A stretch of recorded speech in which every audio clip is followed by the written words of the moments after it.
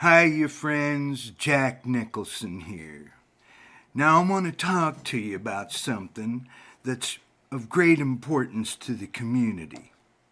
And there's a lot of bullshitting going on, too, if you can handle the truth. It's the podcast Waste to Kokomo on podbean.com. Spread the word, because I know where you live.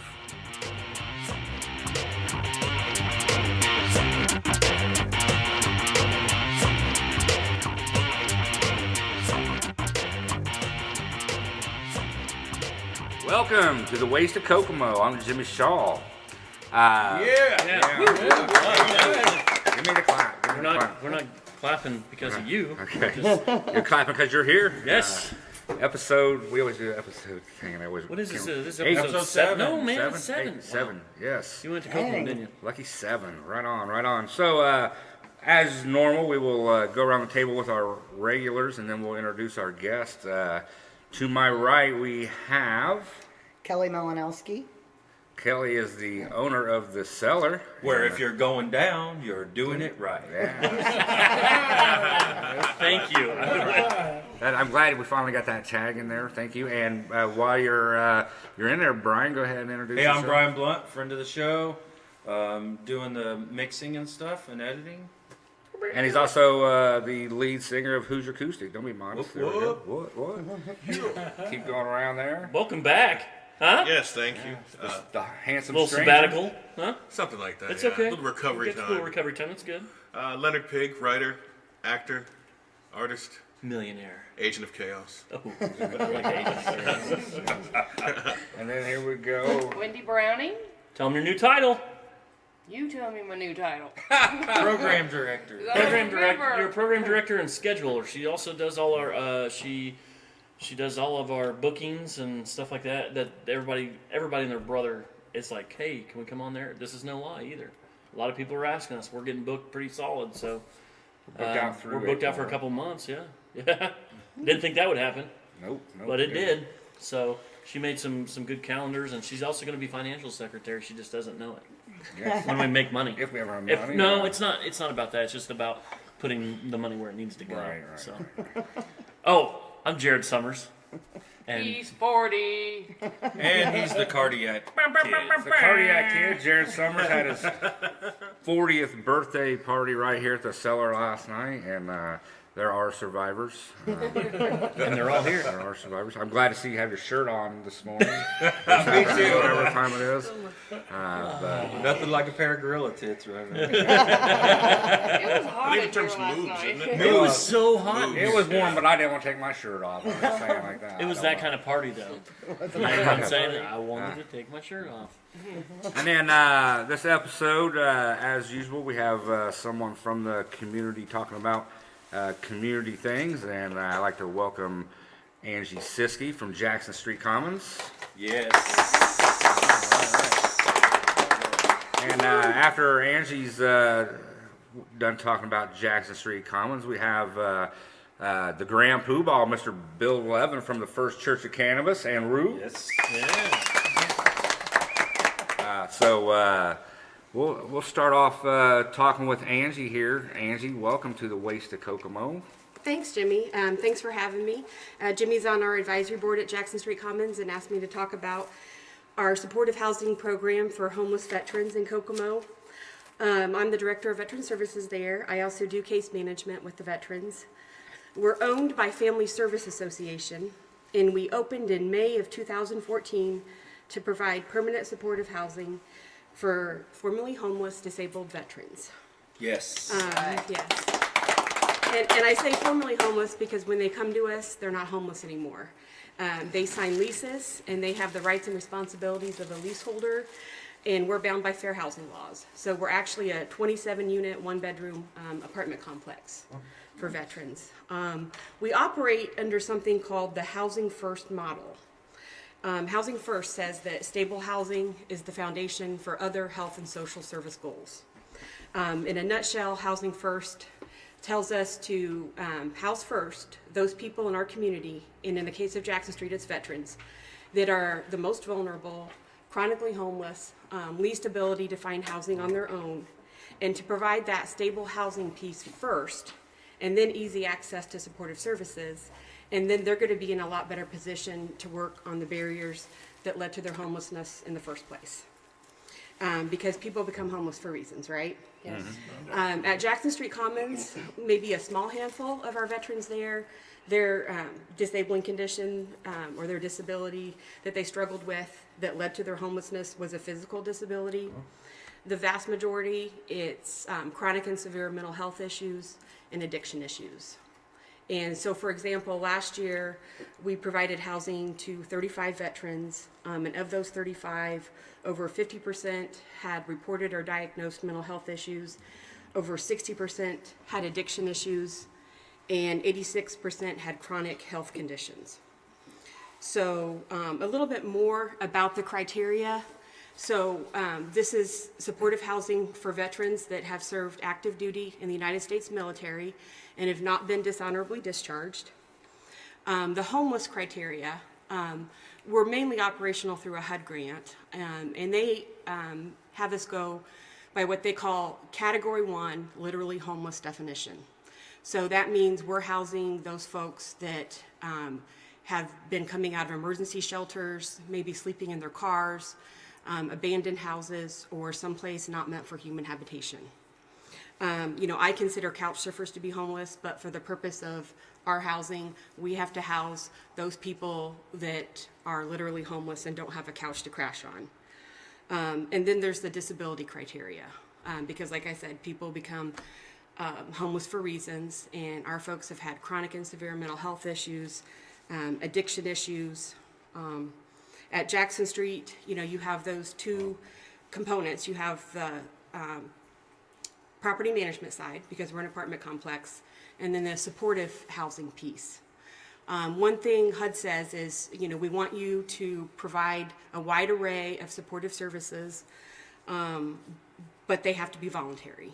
So we try to, we meet people where they're at, but we provide a wide array of supportive housing, but the challenge sometimes is getting people motivated to engage in the supportive services that we provide. And I'll talk a little bit more about the supportive services here in a minute. Jimmy asked me to talk about our funding. So a little bit about the history of Jackson Street. The funding and the push for Jackson Street actually started in 2011, and that charge was led by Family Service Association. But I always say it took a community to build Jackson Street, and it takes a community to sustain Jackson Street. So we had a lot of community partners that contributed financially to get Jackson Street built. We are a $3.5 million project to get us built. Around $2.5 million of that came from grants from Indiana Housing and Community Development Authority. We had Federal Home Loan Bank. Locally, we had support from the city, the township trustees, the Center Township trustee, the VFW Post 1152 has and continues to be a huge supporter of Jackson Street Commons. And I hope I'm not leaving anybody out. And now as far as our current funding sources, we're mainly operational through that HUD grant. And we actually report directly to the Indiana Housing Community Development Authority. That's about between $170,000, $180,000 a year. That keeps us operational. We also get support from the Center Township trustee. We were blessed last year to receive a grant from the FCA Foundation for $50,000, and that helps with our operational expenses. Because one thing about Jackson Street is we do have more staffing that's typical in a typical supportive housing complex that's 27 units. And so by having that extra money for operational expenses, we're able to support extra staff. At Jackson Street Commons, our main thing is providing the stable housing and supportive services for the veterans that live there. But we, ever since we opened, we consider ourselves a resource center for all veterans. So we have a lot of veterans that drop in for services sometimes, or maybe, they need housing but we're full, or they need to know about resources. And so we sit down with them, we point them in the right direction, we get them hooked up with a VA homeless outreach worker, and so we provide those kind of services. We also have been blessed this year. We've received about $9,000 from the American Legion Post 415 out of Galveston. And so we're really excited about that. And I think I mentioned that we continue to get support from the Center Township trustee. We do have a small mayor's council grant to help. We have an addiction counselor that comes on site. We provide equine therapy to veterans that want that. And then, of course, we get donations throughout the year, and we have groups that do fundraisers for us because every little bit helps when you work for a nonprofit. Let's see. And I mentioned that there's the duality of the property management and supportive services. They sign leases, so we are bound by fair housing laws. A little bit more about the supportive service side. And I think I mentioned that HUD said you have to make these supportive services voluntary. They can't be a condition of tenancy. The VA comes in on a weekly basis, and they lead an addiction support group. So they have a therapist that comes in and a peer support specialist. And I don't know if you guys know about peer specialists. Those are people with lived experience. And so a lot of folks, especially with addiction issues, they relate better to somebody that's been in their shoes. Mental Health America comes in on a monthly basis, and sometimes more than that. Brandy, the director, she also does a lot of mentoring to the residents there. Great lady. She is. Great lady. She's amazing. We have counselors that come in and can meet with people on an individual basis. And we have one counselor, he comes in on Friday afternoons. His name is Ken Gardner. He's a veteran himself. And he meets with a lot of those outside veterans with service-related mental health issues. We have a veterans financial coach that provides free financial coaching to veterans. And that person also meets with outside veterans, not just the residents. We have health navigators come in.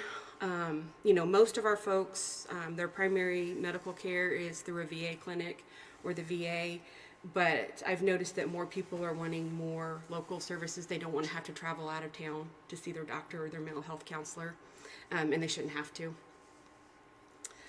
Also, it's a backup in case they have an emergency medical need, because when that happens, the VA may or may not pay for them to go to a local ER.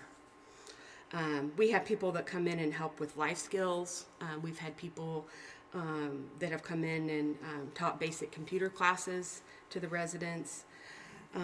We have had the people from Work One come in and meet with the residents. We have a nutritionist that comes on site because we have several of our folks that have diabetes. And like I said, we do offer case management. I'm the full-time case manager there, but we also have case managers from other organizations that sometimes come in. We just started a couple of new groups at Jackson Street. One of them is called A Better Way, Brianna's Hope, and they meet on Sunday evenings, and it's an addiction support meeting. And they have a meal, and that's open to the community, not just veterans or residents of Jackson Street Commons. And we also recently started homesteading classes. We have the lady that does the equine therapy also does homesteading classes. At Jackson Street, part of our model is also to empower the residents, and we do have a resident council. And they meet sometimes about on a quarterly basis. Staff will meet with them, but apart from that, they meet autonomously, and they talk about issues or concerns or just things they want to do in the Jackson Street community. They've had a couple car washes at the local VFW to raise money for their resident council. They've done a lot of great things, actually. A little bit about the staffing. So I'm the only full-time employee, and like I said, I'm the director of Veteran Services. I coordinate the supportive services. I report on the funding and all that stuff and the case management. But we have the part-time property manager, Jeff Mercier, and he's General great. Jeff. He's, and you know, I'm not a veteran, but several of our staff are veterans, and so it's really great to have veterans on staff. He spent 38 years in the Air Force, a retired Chief Master Sergeant. He's just great to work I with. love Jeff. He's a And he makes my job so much easier. And he's great with the residents. yeah. He gets to be bad cop, and he can just be her Yeah, sweet little so self. I can be a good cop. Well, because you've got to have those dual roles. And then we have 2 part-time advocates that are there sometimes for a few hours in the evenings, and they're both veterans too. And I don't know, since our last advisory board meeting, our newest advocate, John Ayers. I know John. Oh, I know John. Yeah, Yeah. from the VFW. Yeah, I know John. Yeah, so he's 1152. on staff now. Okay, good. Yeah. But that's really great. I mean, you know, we like to have at least a presence in the evening, and not just for supervision, but to be an ear. Sometimes the residents just want somebody to talk to. And we do have an office assistant during the day. She's actually not an FSA employee, but a Goodwill employee. And then, of course, we have a part-time maintenance Is that man. Harriet? Harriet's a volunteer. Harriet's a volunteer. Yeah, she's a big- amazing. She is. And she's a volunteer, but she's also on our advisory board. She represents the Howard County Vietnam Veterans Right. Organization. She's really just a huge part of Jackson Street. Mm-hmm. She's well loved by the residents. We have an on-site pantry. Yes, I toured that the last Yeah. time I was in there. Yeah. And they have, individual macaroni and cheese, ramen noodles, canned foods, Yeah. condiments that they have vouchers they can go in and use. Yes. They even get meat too and free stuff. And Yeah. I was actually talking to them about donating to that last time, and they were like, "Oh yeah, if you want to donate, the best thing to do is to donate meats." Because Yeah, because everybody donates canned foods and candy bars and Yeah. stuff We have a like lot of green that. beans And and chicken. corn. Yeah. And chicken, yes. I guess they have a lot of chicken, but they really want hamburger. I mean, that's Yeah. what a lot of the residents told me. The last time I was there, they want ground beef, they want hamburger, they want stuff that they can make taco meat and hamburgers and just general stuff. Can I ask a quick question Yeah. in between? I know you got some more on your list there to go, but Yeah, down. that's fine. They were talking about the food and the. So are each individual is an apartment just like I would go rent an apartment, just like that? I mean, it has it a is. 1-bedroom efficiency or. Yeah, and our leases look very similar to what you would see in a typical apartment complex. And that's why, I'm always happy to talk about Jackson Street because so many people think we're a shelter or we're rehab. We're an apartment complex. We're a supportive apartment complex. Yeah, And you're so, a band together community. I've had, because we have a lot of people with addiction issues, and I don't know how many times people ask me, well, they're not allowed to drink alcohol, are they? Well, it's their apartment. They're grown-ups. Yeah. Yeah. So it's Now, one of those. the greatest tool we have to enforce the rules and keep, law and order is that lease. The lease they sign, just like in a typical apartment complex. And, we can't just go into their apartments. Sometimes when we get new staff, they fall into the habit of calling them rooms. They're not rooms. These are their apartments. These are their homes. They're not homeless anymore. Okay. It's permanent housing, and it's permanent housing. That's how HUD classifies it, in the sense that it's not time limited. As long as they're following the rules of their lease, they can renew their lease on an annual basis. We don't want our folks to be with us forever. We want them to work on the barriers that led to their homelessness, and then open up their apartment for another homeless veteran. Got it. Because we still Great. That's a have great job. homeless veterans out there. We just had our annual, it's called a point-in-time homeless count. That is a great source of data for communities. And HUD, they take those point-in-time counts. So they really look closely at those as far as when they decide where to appropriate funding. And I can't speak to what the final number is yet, because IHCDA has the final say in which surveys are counted and, all that data. As the director of Veteran Services, I was surprised by how many surveys I saw, because I coordinate the count along with the Regional Planning Council, were veterans.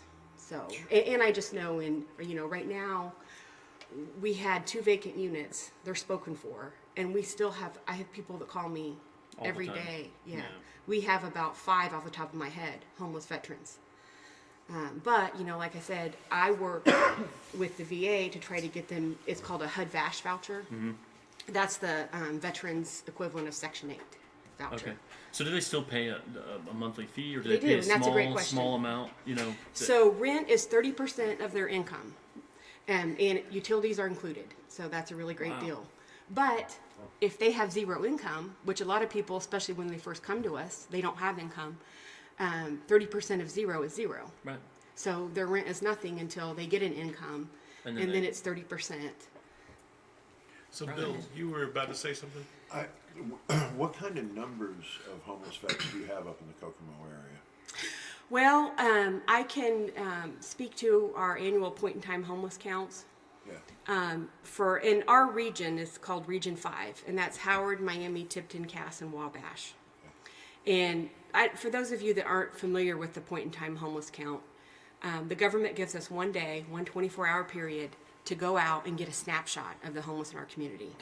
So that's just one day. That doesn't account for the data that you might get from the Veteran Service Office or the Rescue Mission or CAM during the year. Right. But in Region 5, which is those counties I mentioned, and Howard is the biggest county, the others are rural counties, we have, I can't remember the exact number from last year, and this is not just veteran, this is overall, about 160 to 170 homeless people. Now those are sheltered and unsheltered. The sheltered people are easy to count because they're in shelter. It's the unsheltered count that, we have survey sites where we give away care packages to try to get people to come in. So, because they have to be surveyed to be counted. Right. So we want the data, but we also want to do the outreach because we want to make sure that we have backpacks that are filled with items useful to somebody experiencing homelessness. Right.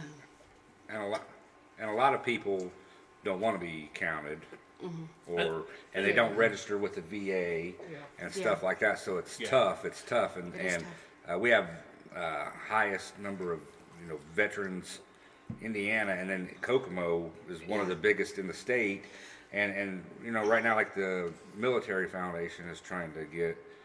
I forget what the name of the program is, where they're having the Get VA people connected with VA get services. people connected Yeah. with VA services, and we're going to do one at 685 whenever they get it up and going. But they're going to have one next month, I believe, at the Military Foundation meeting at Ematrek. But if you know of a veteran, any veteran needs to hook with VA.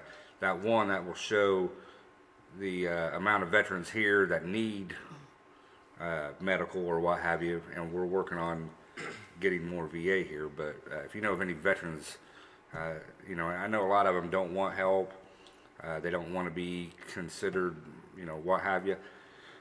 But they got to be counted so we can get help and start moving in the right direction there. And I want to backtrack just for a minute on what you said because I did neglect to say that.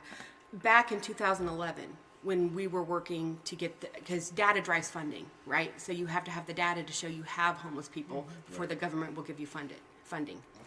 And so we were able to show that we had the highest percentage of homeless veterans in the state per capita. So that's per capita, but still that's compelling.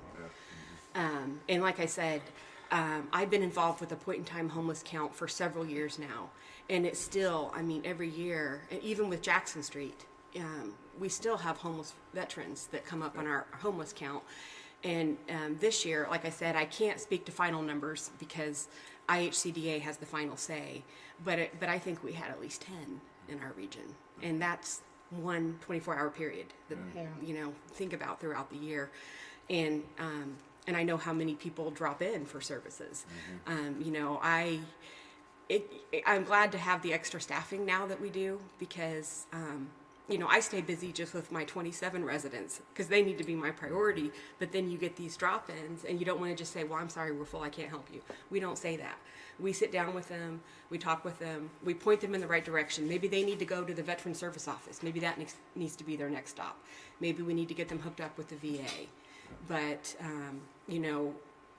we truly do try to be a resource center for all veterans.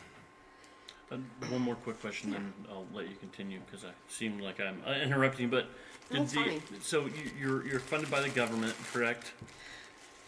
And And we have other funding sources now too, but So- that's our primary. So so do you guys receive a monthly check from the government or Okay, a certain? So, so- when the shutdown, that leads to the shutdown question.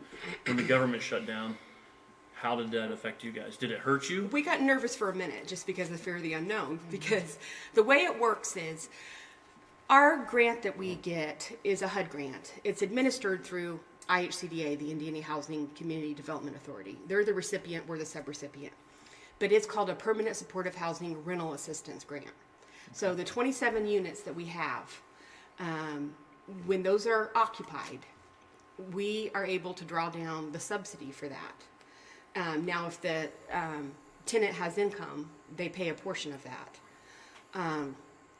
But basically, it's the way they figure how much we get each year is whatever fair market rent is in our region for that year times 27 units times 12 months. Okay. But that's how that grant works. And then then there's 7% that can go to admin. Okay. Of course, we don't have any problem keeping those units occupied because as soon as we have a vacancy, we fill it pretty You're filling quickly. it. Boom, boom, boom. Yeah. Turnover. And then what we don't use from the grant, then they're going to recapture. But we get creative because, we don't like to give money back. Right. And so a couple years ago, we started drawing down from the grant because there are some things that we found out we could, like security deposits. Because before that, our folks didn't have to pay security deposits because for homeless people, that's a real challenge. Yeah, I would imagine so. And that also helps us because then when somebody moves out, then we have that extra money for maintenance and repairs. Because when we have a new resident move in, it's like brand new. And if you haven't visited Jackson Street, I haven't. we love giving tours. Well, Jimmy he did the breakfast, was it? We did brunch We last. did brunch Yeah. a couple weekends ago or whatever, and he invited us to come down, but we had already, every other weekend have We'll kids. set up- I'm gonna bring I my would kids love to down go. there. I've never been. We'll set up a tour and they can let you see one of the rooms. I would love to see it. Yeah, I think we should go down there and at least gives us a little more perspective on what Yeah. and we do know that our area has a huge homeless problem, and it's not just Yeah, I call it's them not- the hidden homeless because you don't Yeah. maybe see them visibly like you do in larger cities. but- I saw something on Facebook and it was kind of like a joke, but homelessness is not a joke, but it was like Foster Park, under the bridge at Foster Park. Yeah. 30 years ago, you didn't see homeless people sleeping under the bridge at Foster Park, right? Now, it's not out of the realm of possibility to drive by there and know somebody or see somebody creep out of there. You know what I'm saying? Yeah. So it's Oh, yeah. kind of crazy, really. Like I said, when I first several years back got involved with the point in time homeless count, it was really eye-opening for me, the extent of homelessness. And now we have, I don't know if you guys are familiar with the Church of Goodness. Yeah. It's a warming center. Really? And so the day of the count, because like I said, we always try to find those unsheltered folks and reach out to them. And I went by there and there were 15 people there. And we have shelters in town. But some people won't go to a shelter. Maybe they can't, or maybe they just, A lot of people won't. they won't. There's conflicts within communities on the street. The street people have their own communities. They do. And there are conflicts between communities where certain groups will not stay with certain other groups. Yeah. So having one unified camp doesn't really work for all the street people. You'll have to have 2 or 3 camps. Yeah, I think that's a good point. Yeah. There's a weird. Well, it's not a weird dynamic. I say weird dynamic about that it's kind of strange. Like we don't know that, right? Because we have houses, Yeah. or we have a shelter, or we have a home, or we have something over our head. But in a lot of these metropolitan areas, Yeah. like tent cities. Tent popping cities, up. you're right. And that's like a real big. That's a thing that people are doing now. And what I think is interesting, not too long ago, I was listening to NPR and they were discussing some of the regions where they have gotten the homeless level down to like manageable, almost nil. One of the first things they do is they said they get housing. They said it's like treated like a triage, like the first order of business, get a roof over their heads. Yeah, And that's then- where the funding is going, is to permanent housing, which includes permanent supportive housing and rapid rehousing, because HUD embraced that several years back because they recognized that the data was out there to show that permanent housing was a successful intervention for people experiencing chronic homelessness. But what's sad to me too is there's such a stigma to homeless people. And that's one thing that is hard to deal with sometimes. Even at Jackson Street, we're veteran housing, and so people assign this high standard for our folks if they screw up or if they're having issues because they're like, these are veterans. What I tell people, to understand Jackson Street Commons, you need to understand the military culture, but also the culture of homelessness, because these are folks that have been, most of them, chronically homeless. What do you think that looks like? Of course they've had issues, but we're low barrier housing. That's another part of the Housing First model that I maybe didn't mention. We're about screening people in and not screening them out and getting them housed quickly. And like I said, they have leases, so we're not a shelter. Right, and that's what you got to see the place, come tour. Yeah. We'll set up a tour with It's really the nice in podcast. there. But you can They're also taking care set of up. it. The residents take care of it. Yeah, and you can set up, if you're listening, you can call Angie and set up your own tour for that. But it is an apartment. It's 3 stories and 27 units, and different organizations have furnished the with the couch and the bed. Yeah, the and apartments come fully furnished, so when they How move many in. square feet is the average apartment? Well, we have 3 different sizes for square footage. The first is 458, I want to say. And then the largest, then 516, we have a couple, because 5 of those units can be for couples. So we have, most of them are 400, did I say 58 or 68? But then we have a couple that are 516 square feet and a couple that are 564 square feet. That's brilliant. It's like a 1-bedroom. And Oh, yeah, for some they're- of our folks, they're nice you know, size. a lot of people don't realize, a lot of our folks when they come to us have been street homeless. Yeah. And I've had residents that couldn't even sleep in their bed at first because they were so wild. used to not sleeping in a bed. yeah. They would put, blankets on the floor or put a mattress on the and floor. it's crazy. And there's 60,000 people in Kokomo. Is that what the count is now? Howard County. Yeah, I think Howard County. I think- Okay, so 60,000 people in Howard County. Well, we have a son that lives in St. Pete, and I've seen these tent villages under overpasses. I have 2. It's much grander when you get outside of a little city like Kokomo. And I know it doesn't seem so little, but Kokomo is really not that big when you come to the grand illusion of where Bill lives over in Indianapolis or St. Petersburg or Miami. The homeless is an epidemic all over the country. It And is. I'm just glad that we can try to house some of our veterans who've actually laid it down for all of us. And I'm not saying that just because I'm a veteran, but I feel like that we owe them a debt of gratitude, which would mean no veteran should ever be homeless. I agree. No veteran should ever be homeless. No one who stood up for this country should ever have to lay down on the street. When I worked in social services years ago, and I went through this whole thing called modernization, where they added more steps in the process of being able to apply for social services like food stamps or health coverage, or even like the TANF program, the cash assistance. Yeah. It was really frustrating because I saw the original process. You'd have somebody who would come in off the street, regardless of whatever their situation was. They showed income or lack thereof, this, that, and the other.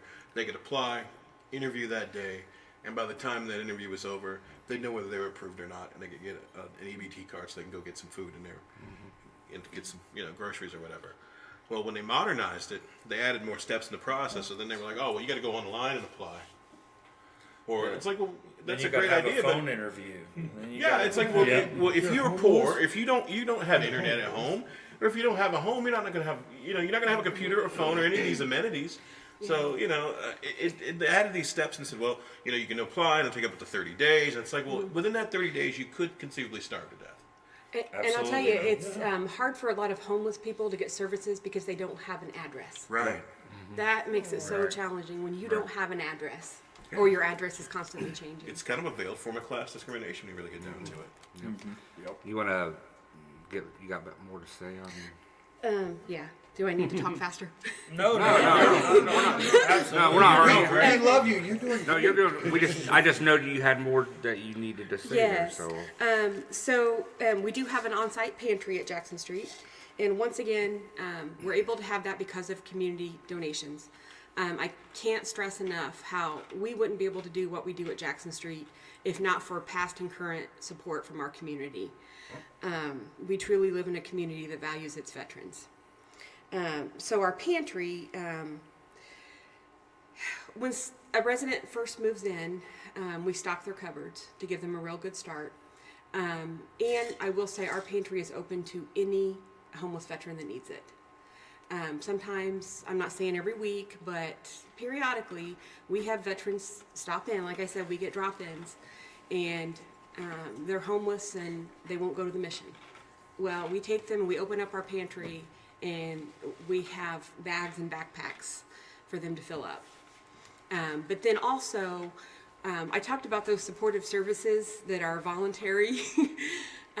And one of the things we use to try to encourage participation is our incentives program. And plus, we think of it as a hand up instead of a handout. So whenever a resident meets for case management, attends a support group, maybe does something for the community, maybe helps out a new resident, any positive action or behavior is recognized and rewarded. And we have a voucher system. It's like a token economy. Every Friday we have a community meeting, and then after that they can turn in the vouchers they've earned, and they can get items out of the pantry. So we have a lot of food and paper products, hygiene products. We also have, because you might be thinking, how do people that are homeless and come there and have no income do their laundry? We have a laundry incentives program that we have a lot of people from the community that donate consistently to that, donate quarters. And some of our residents aren't able to help with building chores, but a lot of them are. If you come to Jackson Street, we really are a nice building, and a lot of that's the residents that keep it that way, because they take pride in that. And, you know, like I said, we have that laundry incentives program, so they can earn some quarters to do their laundry. I was saying that the Church of Goodness was doing something similar as far as They do, they yeah, and volunteer we've for had some of people our too. residents take advantage of that. They offer free showers. Yeah. They're more than a warming center. Yeah, Free definitely. showers and free laundry services. That's very Yeah, the lady that runs it, her name is Christy Allen Brewer, Yeah. and she'll even come pick the laundry up. And she'll take it back, do it, fold it, bring it back to them. Are there better think- times yeah, than others to drop by to drop off donations? What I always tell people is call first, just because we're not staffed all the time, and I would hate for somebody to make a trip and maybe, you know, Jeff and I are out at a training that day, or there's no staff on duty. What number would they call to do that? The office number is 236-1002. My work cell is 765-513-8504. You know, I'm a vet. what area code? 46901. No, zip, or for the phone. Oh, I'm sorry. 765 area code on both those numbers, What's right? the number with the 765-236-1002. Okay. Is that what you want? Don't tell me, tell them.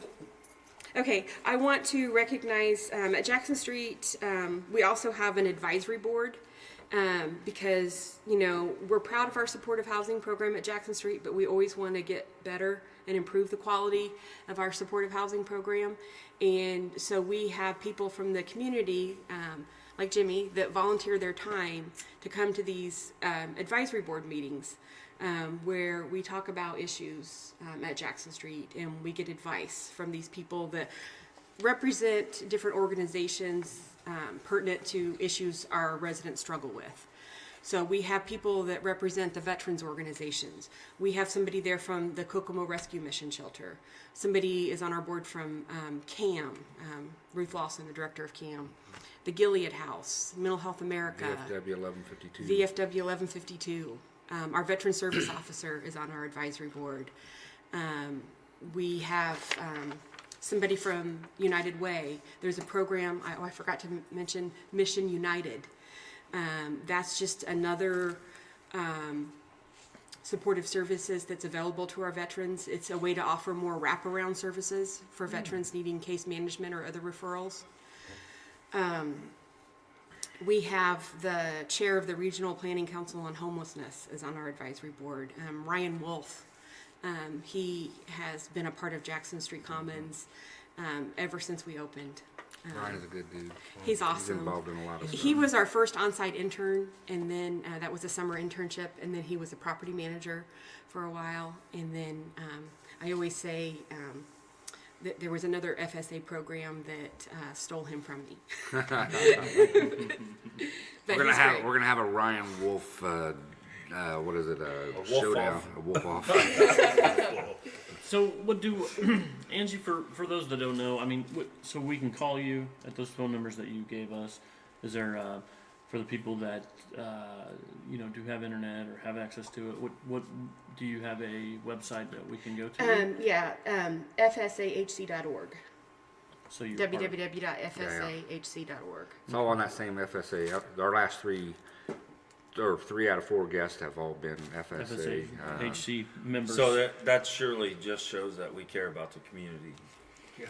If somebody was at home and wanted to say they want to donate clothes or something, do you take that kind of donation? We do all the time. When, is there just one drop-off spot, or are there Well- affiliates that, like friends? Usually when we get calls Shops. like that, it's people Bars. that want to donate these to veterans. Yeah. I mean, Family Service Association accepts donations at the main building, but a lot of times people just come directly to Jackson Street Commons. Yeah, Bill's not familiar with it, but the FSA, we had the Domestic Violence Shelter on, we had Mental Health Association. They've got several different agencies within it, but they have a headquarters building that also takes that stuff. Like I've taken clothes in there that people wanted to go to anybody. Sometimes I get it just for the veterans. People will... a lot of times when people travel, they steal the shampoos from the hotels, and then they get a big bunch of it, and then they give it to me, and then I'll take it to FSA. Yeah. So, We see, yeah. So steal your travel shampoos, folks. still your travel shampoos and bring them to Jackson. Yeah, bring your comps over there. And I should mention, as far as our pantry goes, the local 1166 has been a big contributor to that as well. Is there a link on that website if somebody want to make a donation online? I believe there is. Yeah, I believe it's all on there for each organization. And I did want to say, I mentioned that we have outstanding support from other veterans in our community, and we have veterans on staff, and that really means a lot. When we first opened, shortly after we opened in 2014, one of our VA reps that drops by said something that has stuck with me all these years. He said, you have to help them get their honor back when they first put on the uniform. That's true. Because, being homeless, people lose their dignity. They do. And so I've always been mindful of that they've been beaten down. They need to get their And self-esteem really, you don't and even honor have to back. be beaten down that far to lose your dignity. Right. Just saying. Yeah, and you had a couple things I know you wanted to talk about. Let's talk about. Yeah, so some resident accomplishments. A lot of times when I give presentations, people ask me how we measure success. Well, in this type of housing model, dealing with this population, you measure success on an individual basis. Because for a lot of our folks, just maintaining their housing and not getting evicted or getting help for their mental health issues or addiction issues, that's success. So I always say that first. Right. And then with that being said, this past year at Jackson Street, we've had several residents that have had some outstanding successes. One of our lady veterans was actually presented with a special award at the state housing conference for her volunteerism. We meet Very people where nice. they're at. So not everyone's in a place where they can give back like that, but some of our residents are. And so we were really proud of her. We had a veteran that graduated from mental health court. We had a veteran that's really involved in his Masonic Lodge and achieved his 33rd degree. We had a veteran that, when he came to us, had significant addiction issues, and he overcame those. He is working at the VA now and has been for over a year. We have one of our residents actually had a book of his poetry published. Oh, right. Brilliant. Yes. Nice. And Nice. so he actually texted me what he wanted me to say. He wanted to say, my name is Vincent Jones, He's been writing for about 12 years, but this is just the first book. He's finished with a second as well, but looking for a bigger publisher or literary agent. The book is called Write or Die, If I Couldn't Write, I'd Die. Focuses on war, love, philosophy, and crime. He tells stories from many perspectives. His style is mostly prose, but there's some spoken word and contemporary in there as well. He is a veteran. He was a military police officer, and he served during Operation Iraqi Freedom. So I always try to promote his book. How many people have a dream like this to get a book published and they accomplish And it? do So- the work to complete. I want to buy that book. Can I buy it on Amazon? Oh, yes. And so you can go to booksamillion.com or amazon.com Great, to purchase yes. the book. And some events that we have coming up. There we go. We're going to have an open house sometime in May or June to celebrate our 5th year operational. But Tracy and I haven't decided on a date for that yet. We're having a disc golf tournament fundraiser called the Armed Forces Open. Love disc golf. That's awesome. May 18th at Crossroads Community Church because they have a disc golf course there. And so we've been emailing out the information on how to register. But you can also go to Eventbrite, www.jscarmedforcesopen.eventbrite.com to register. And I know that Jimmy's group is having the Cinco de Slacker. Cinco de Slacker. Cinco de Slacker. May 5th. It's a 0.5K quote run. 0.5K is. Wasn't it called the Underachievers? Last year it was the Roadkill Underachievers. Yes. It's 0.5K is 1,638 feet. Last year we blocked off a road. We started at the park. We started it off with the smoke collars, and some people ran 1,638 feet. Other people tooled along and took advantage of our smoking shelter we had halfway down the road. Wasn't there a Jello shot stop? Or There's something? Jello shots on down the road. There was and we didn't discriminate against non-smokers. We had a non-smoker, but they had to walk around the smoking to get it. But this year it's going to be at this UAW Local 685 Union Hall. Register. You can register. It's $25. You get a shirt, a drink coupon. The rest of that money goes towards Jackson Street Commons. We are looking for sponsors up until the first part of April. $100 or more, you get your name on the back of the shirt. But yeah, Did we sponsor them too? yeah, the podcast. Podcast. Yep, The podcast sponsored was it the golf tournament? Or the, No, this This. year. Oh, Yeah. okay. This is all I'm working on. We got 3 events this year, and I'm concentrating on this one now, and Sorry. Oh, that's another show. that's another show. Spoiler alert. Yeah. But did you have anything else? Well, I'm going to wrap up because I know you guys have another guest. I could talk a long time about Jackson Street Commons. I'm going to just leave you with a few actual quotes from residents or former residents about the impact of Jackson Street in their lives. I never thought I would live inside again. If it wasn't for this place, I would still be homeless. I finally have an address. Jackson Street has been a place to call home. All right. Give it up for Angie there. Thank you for coming. That was pretty good for someone that was stressing out whether she had a half hour worth of material. You had 48 minutes as of right now. So. And we had to shut Well, thank you you up. for your questions And we had to because shut I you love up. it when it's interactive. Yeah. Oh, one more. I did want to ask a couple questions. I wrote them down earlier. One thing is, how can the average Joe, how can the average person help Jackson Street Commons?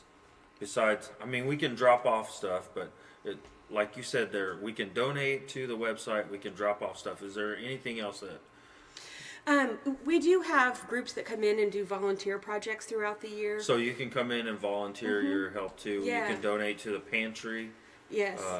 Yeah. participate in the incentives program. All right. And what was the other question? Something about, do you have to write grants? I'm Oh, assuming do you have to write grants like Brandy and We have to Lindsay renew do? our grants, So you on have an to, annual like, spend- basis. And even the other funding sources we got from Federal Home Loan Bank and Home, we're still in like 15 and 20-year reporting periods for that. There's always accountability when you get a grant. They don't just give you the money. they want It'd be accountability. nice if they just. But And you I know have to renew Lindsay and Brandy And one both thing- write grants all the time. Our permanent supportive housing grant, a lot of people may not realize it's a competitive grant. We're competing with other homeless programs. It's not guaranteed every year. But yes, thank you for answering my question. Yeah. All right. So, thank you again, Angie. I think we're gonna take take a quick break, and then we're gonna. Sorry, I was No, that's yours. That's Sign it not out. throwing it down, but we appreciate you coming in and talking about that, and we'll be down there too as a podcast itself. We'll probably be down there to hang out one Sunday afternoon or something like that. And Yeah, we you should know, definitely do a podcast. do a from there. podcast Yeah, we there. do an Maybe have episode. some, Get some some of the veterans down residents. They would love it. There's of some the that would. residents. Some that would be. Maybe you can handpick Can't get all some of them to people. even come down for a brunch, but that's all right. But But you get good turnouts though. Oh, You really do. no, we do. I mean, they're Yeah. awesome. We're But starting we all to- have Get to we all know have them. kids that probably would love to, interact. I've been trying to get my. Cooper's been And that's what down I there try for to both encourage of people is get to know the residents.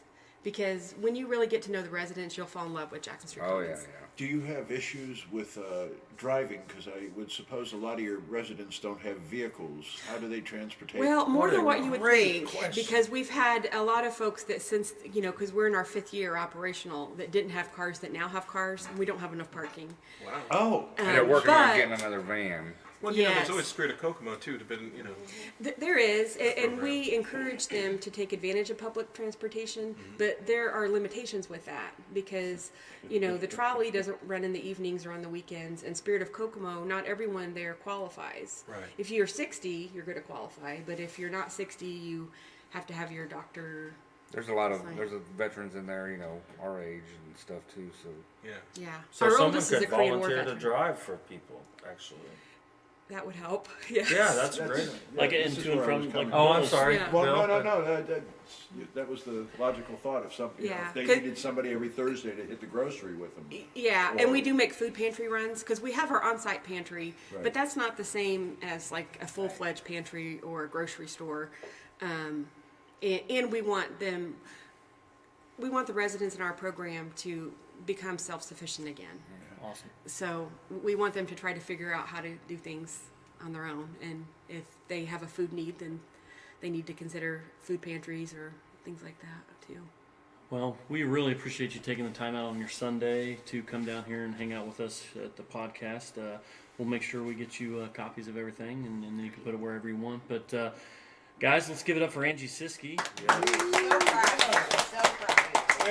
We appreciate all you're doing. Thank you for your service to those who gave the service. Yes. It's an honor, really, working at Jackson Street. all right, we're gonna take a quick break here, and we're gonna come back with Bill and Rue. On more ways to Kokomo.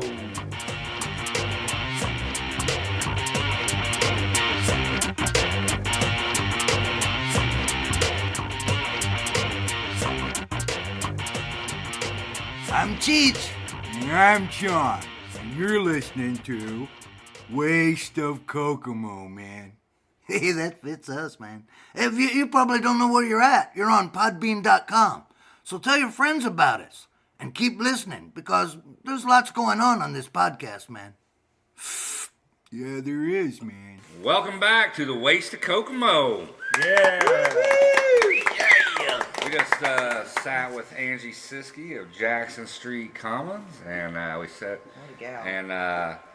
and visited with our guest here, Bill and Rue, and they brought gifts. I got the Vote for Bill 11 bobblehead here, autographed by the man himself. Hey, and I got mine autographed too. Same here. This is, And you know what? He loves me. I don't know what he wrote on yours. I think he loves everybody. you know what? That's great. So I Because guess this world needs more peace and love. we do, and I feel like we kind of got a blessing from Bill for he blessed our podcast. Yes. Blessed our Yes. podcast. He did. Nobody's brought gifts. He thus blessed our far. podcast. Podcast. There you go. So, I'll introduce our guest of honor today, Mr. Bill Levin, the First Church of Cannabis. Give it up for Bill. Yeah, And I was trying on the way here. I thought I had this all memorized, but there was just one I was missing each time, and it was learn. I kept it's something I don't like. I guess is why I didn't. That's why it wasn't registering. But I was like live, laugh, love, create, grow, teach. But it was the learn that I was leaving off on that. But we're here to learn. Yeah, well, cool. What do you want to learn about? Let's talk about the First Church of Cannabis. What you want to talk about a little bit about yourself first? Oh God, no, that's boring. Okay. No, it's not boring. We want to know. Come on. I was born at a very early age, and by the time I was old enough to realize that it was too late. Nice quote. Good quote. That'll be a tattoo next week. Somebody's bad decision. well-crafted biography. So let's talk about the church then. The church. All right, in 2010, let's get before the church. Okay. In 2010, I got my minister's license. Okay, mail order minister's license, same one everybody orders off the internet. Right. I have one. Yeah, now this in this state legally allows you to marry people. I started marrying people. I also had a route of all the tattoo shops. Okay, so I was visiting all the tattoo shops. Now, when I started my route, all the tattoo shops hated each other. It was like gang warfare. Right. And I'd walk into every single tattoo shop. Hi, I love you guys. What's going on? What's new? Hi, I love you. What's going on? What's new? And they're not used to hearing that in there.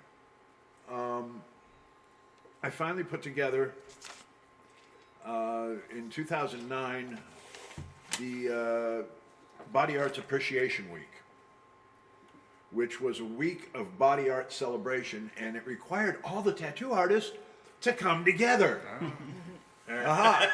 What a trick. So we had all the tattoo artists and anybody who had a tattoo meet on the circle for free pizza.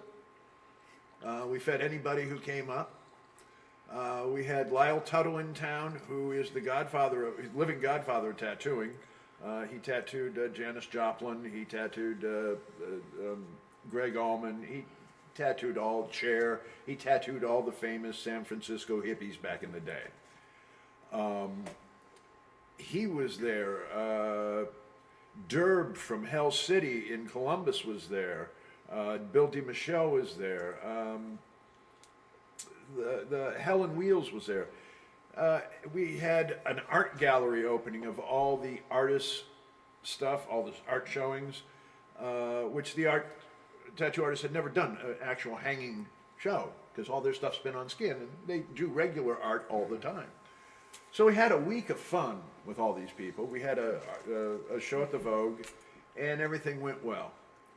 I kept spreading the love about, and we kept having yearly tattoo shows and, yearly fun. I started playing into politics, and I started running for office, and I started marrying people, and I'm still preaching love and all this silly shit. And we had this governor named Mike Pence.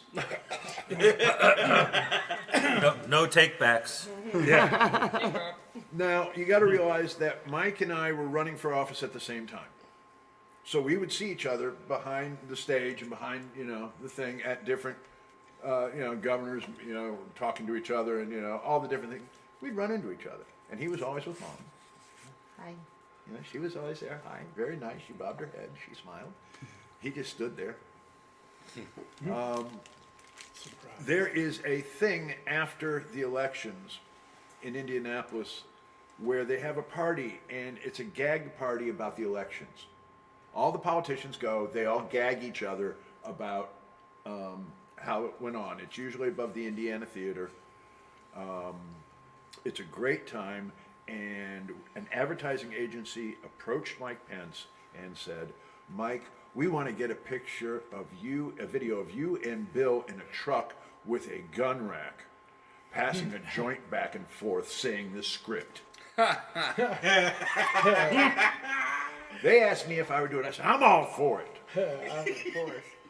Seems as though Pence's office rejected the idea, but it's nice to know he was thought of.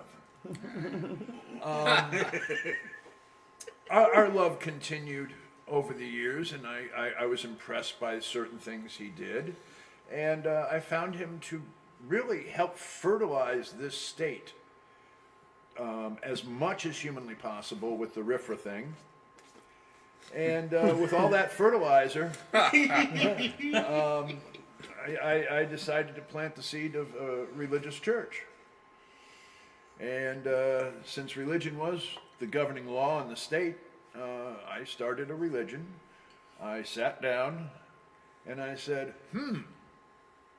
how the hell do you do this? And what do you want in a religion? You know, do you want to go and sit in a building and listen to some guy drone on for an hour? Or do you want something that lifts you up? Do you want something that makes you feel positive and takes up, you know, a good outlet? You know, no guilt, no sin, no judgment. Let's, you know, get rid of that. You know, the confession booth or whatever those are called. You know, let's have a, you know, celebration of life podium where you stand up and celebrate life, not go in and confess something that somebody's going to blackmail you with later.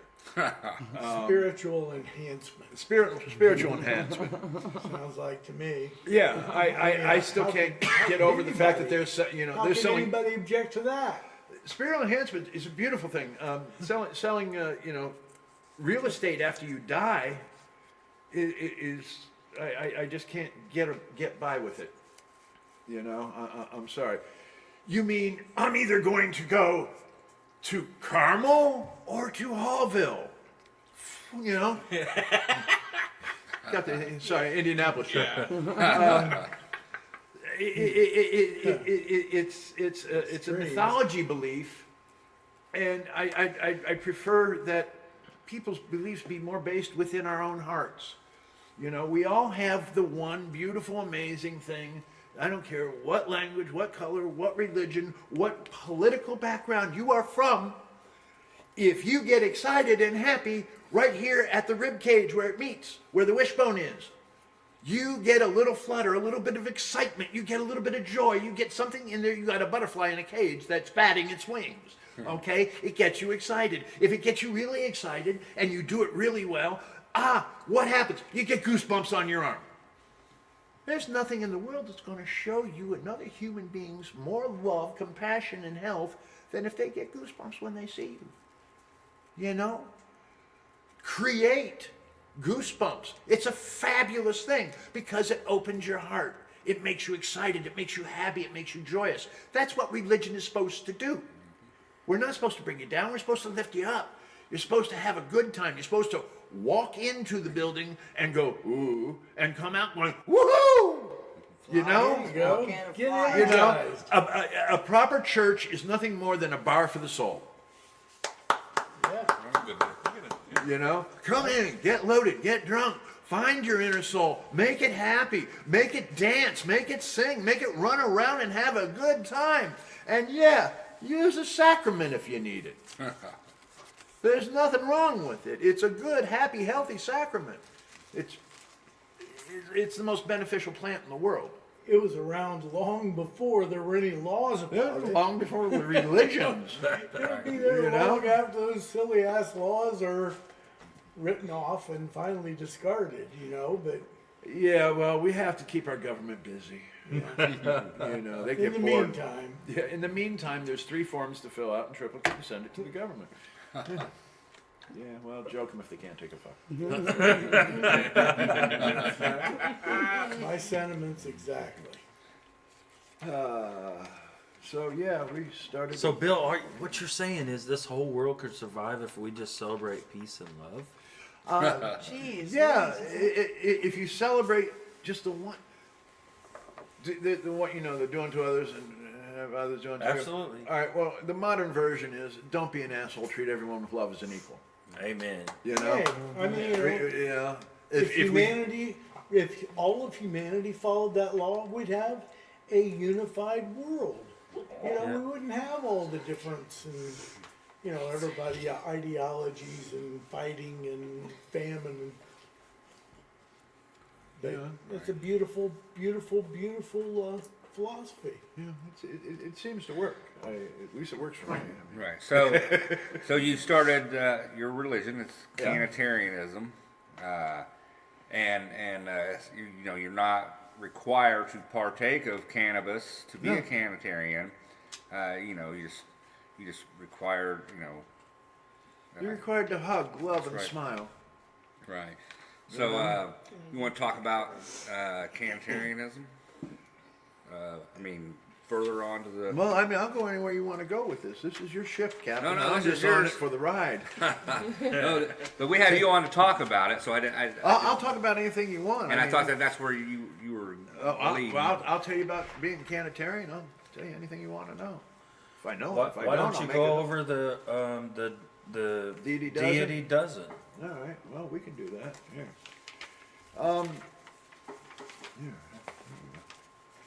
The deity dozen are 12 suggested guidelines for your life. Okay. We ask you to practice these in your daily adventures in life and try to teach others to do the same. It's real simple. Go through life. Don't be an asshole. Treat everyone with love as an equal is the first deity. It's pretty, That's pretty straightforward, if you ask me. Yeah. The most important thing in the morning, we don't think. We're humans. We do not think. When we get up, we are on automatic mode. We don't have a single first thought in our brain. If we put just one single first thought in our brain in the morning, our day will go better. Tell yourself to smile. Get up, I don't care. I listen to Snap, Crackle, Pop in my body every morning when I get up, but I still smile. Okay? Hey, we made it another night. We got up. Get up and wear a smile. That's a great way to start a day. It helps you be positive through the day, and if we consciously think, damn, put on a smile. We're not trained to consciously think, first off. Right. Okay, we are not saying I love you are 3 words that most people don't use. Those are the most important words in the world, and we should use them all the time. I'm doing a social experiment. I've done social experiments with this. I'll go into a gas station, my regular gas station, Newt guy. Hey, thanks, here's for my gas, and let me have a couple lottery tickets. Okay, thanks, bye, I love you. You come back in the next day, he looks at you, he smiles a little bit. Okay, not sure. You walk up, you go, okay, thanks, guy, I love you. Have a good day. Yeah, okay. Okay, by the 4th day, he'll go, you too. He'll give you the you too. Within a week or 10 days, if you see him regularly and you hit him every day, he'll go, yeah, love you too. And he'll start saying it. And they'll start saying it to each other. It's infectious. This all works really well unless you talk to doctors. Okay? Doctors are so ego-driven that they think you're hitting on them. Doesn't matter who the doctor is, where the doctor is, they take it wrong. As a mind, their brains are not developed in the real world. They are lacking humanity. Okay? They're so busy worried about being doctors and being gods that they just lose humanity, and they just can't bring it forth to say, what do you mean you love me? Doctors give the coldest reaction of anybody I have seen, and I'm having some great fun down at Eskenazi Hospital with this. I got some doctors down there. I've switched 3 doctors in one department because I said, okay, bye, cheers, I love you. Oh no, somebody else take him. And then another doctor. I said, okay, look, I love you and all, but this medication isn't working for me. Okay, another doctor replied. I said, look, I want one doctor to reply. And I got this one guy. And I said, okay, fine. I love you. I want you to set up this appointment. Never heard from him again. Okay, so I got 3 doctors at Eskenazi who cannot handle the word love, which I'm going to have so much fun when I go back in. Well, I think, Bill, like you were saying, I'm Yep, I'm the youngest person here, I'd say. I don't know. You 40? I'm 40. You baby boy. I know, I just turned 40. Glad I'm alive. Yeah, thank you. Anyway, You The ain't word- into the hump yet. the word He's love crashed into the hump a few times. has, so in my life, and I'll just say from a personal standpoint, my parents have always said, I love you. That's good. I've always kissed I still to this day kiss my dad, kiss my mom. I don't care if I'm in front of 1,000 people Good or boy. 2 people. But that, hey, I love you. My kids, I don't get them all the time, right? So I get them every other weekend Right. and once during the week. Always, every day, every morning. I love you. Have a great day. Even if I'm in the shittiest of moods Yeah. and I feel like shit or I look like shit or she's in a bad mood and we've bickered or whatever, which we don't do very often, but we still say we love each other. Like I do it to Kelly when I leave here. She's a really good friend of ours. Love you, brother. Love you, sister. Yeah. Have a great day. I think that word, my aunt's old school. my aunt's and I was hoping my aunt would be here today, but she's old school hippie too. I think she's 64, 63, something like that. But she was built on, peace, love, your whole thing, and it's great. Like she's just real mellow and real just laid back, and she wasn't always that way. But there's need to be more people in this world that are just, more kind, more Amen. gentle. It's that old Amen. Woodstock, peace, love, Woodstock thing. Yeah, Just Priorities, man. chill, man. No worries Get at all. along. Priorities too. Mm-hmm. You gotta know what's important in your life. We're It's the becoming simple things. trained to be greedy because we're trained to be consumers. We must have the newest phone, even though the phone we have right now does 10 times more than my first computer. oh yeah. That's true. You know? We're talking about billionaires in our society, possibly trillionaires. Who needs that much money? I mean, there's a vulgar point of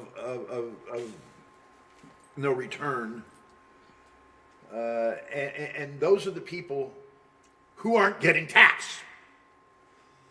Okay, I'm sorry, but when you make $20 billion a year and you're not going to tax them, and then you turn around and you look at Joe Schmo and say, hey, you know what? We're taking 20% of your income just because you're getting taxed.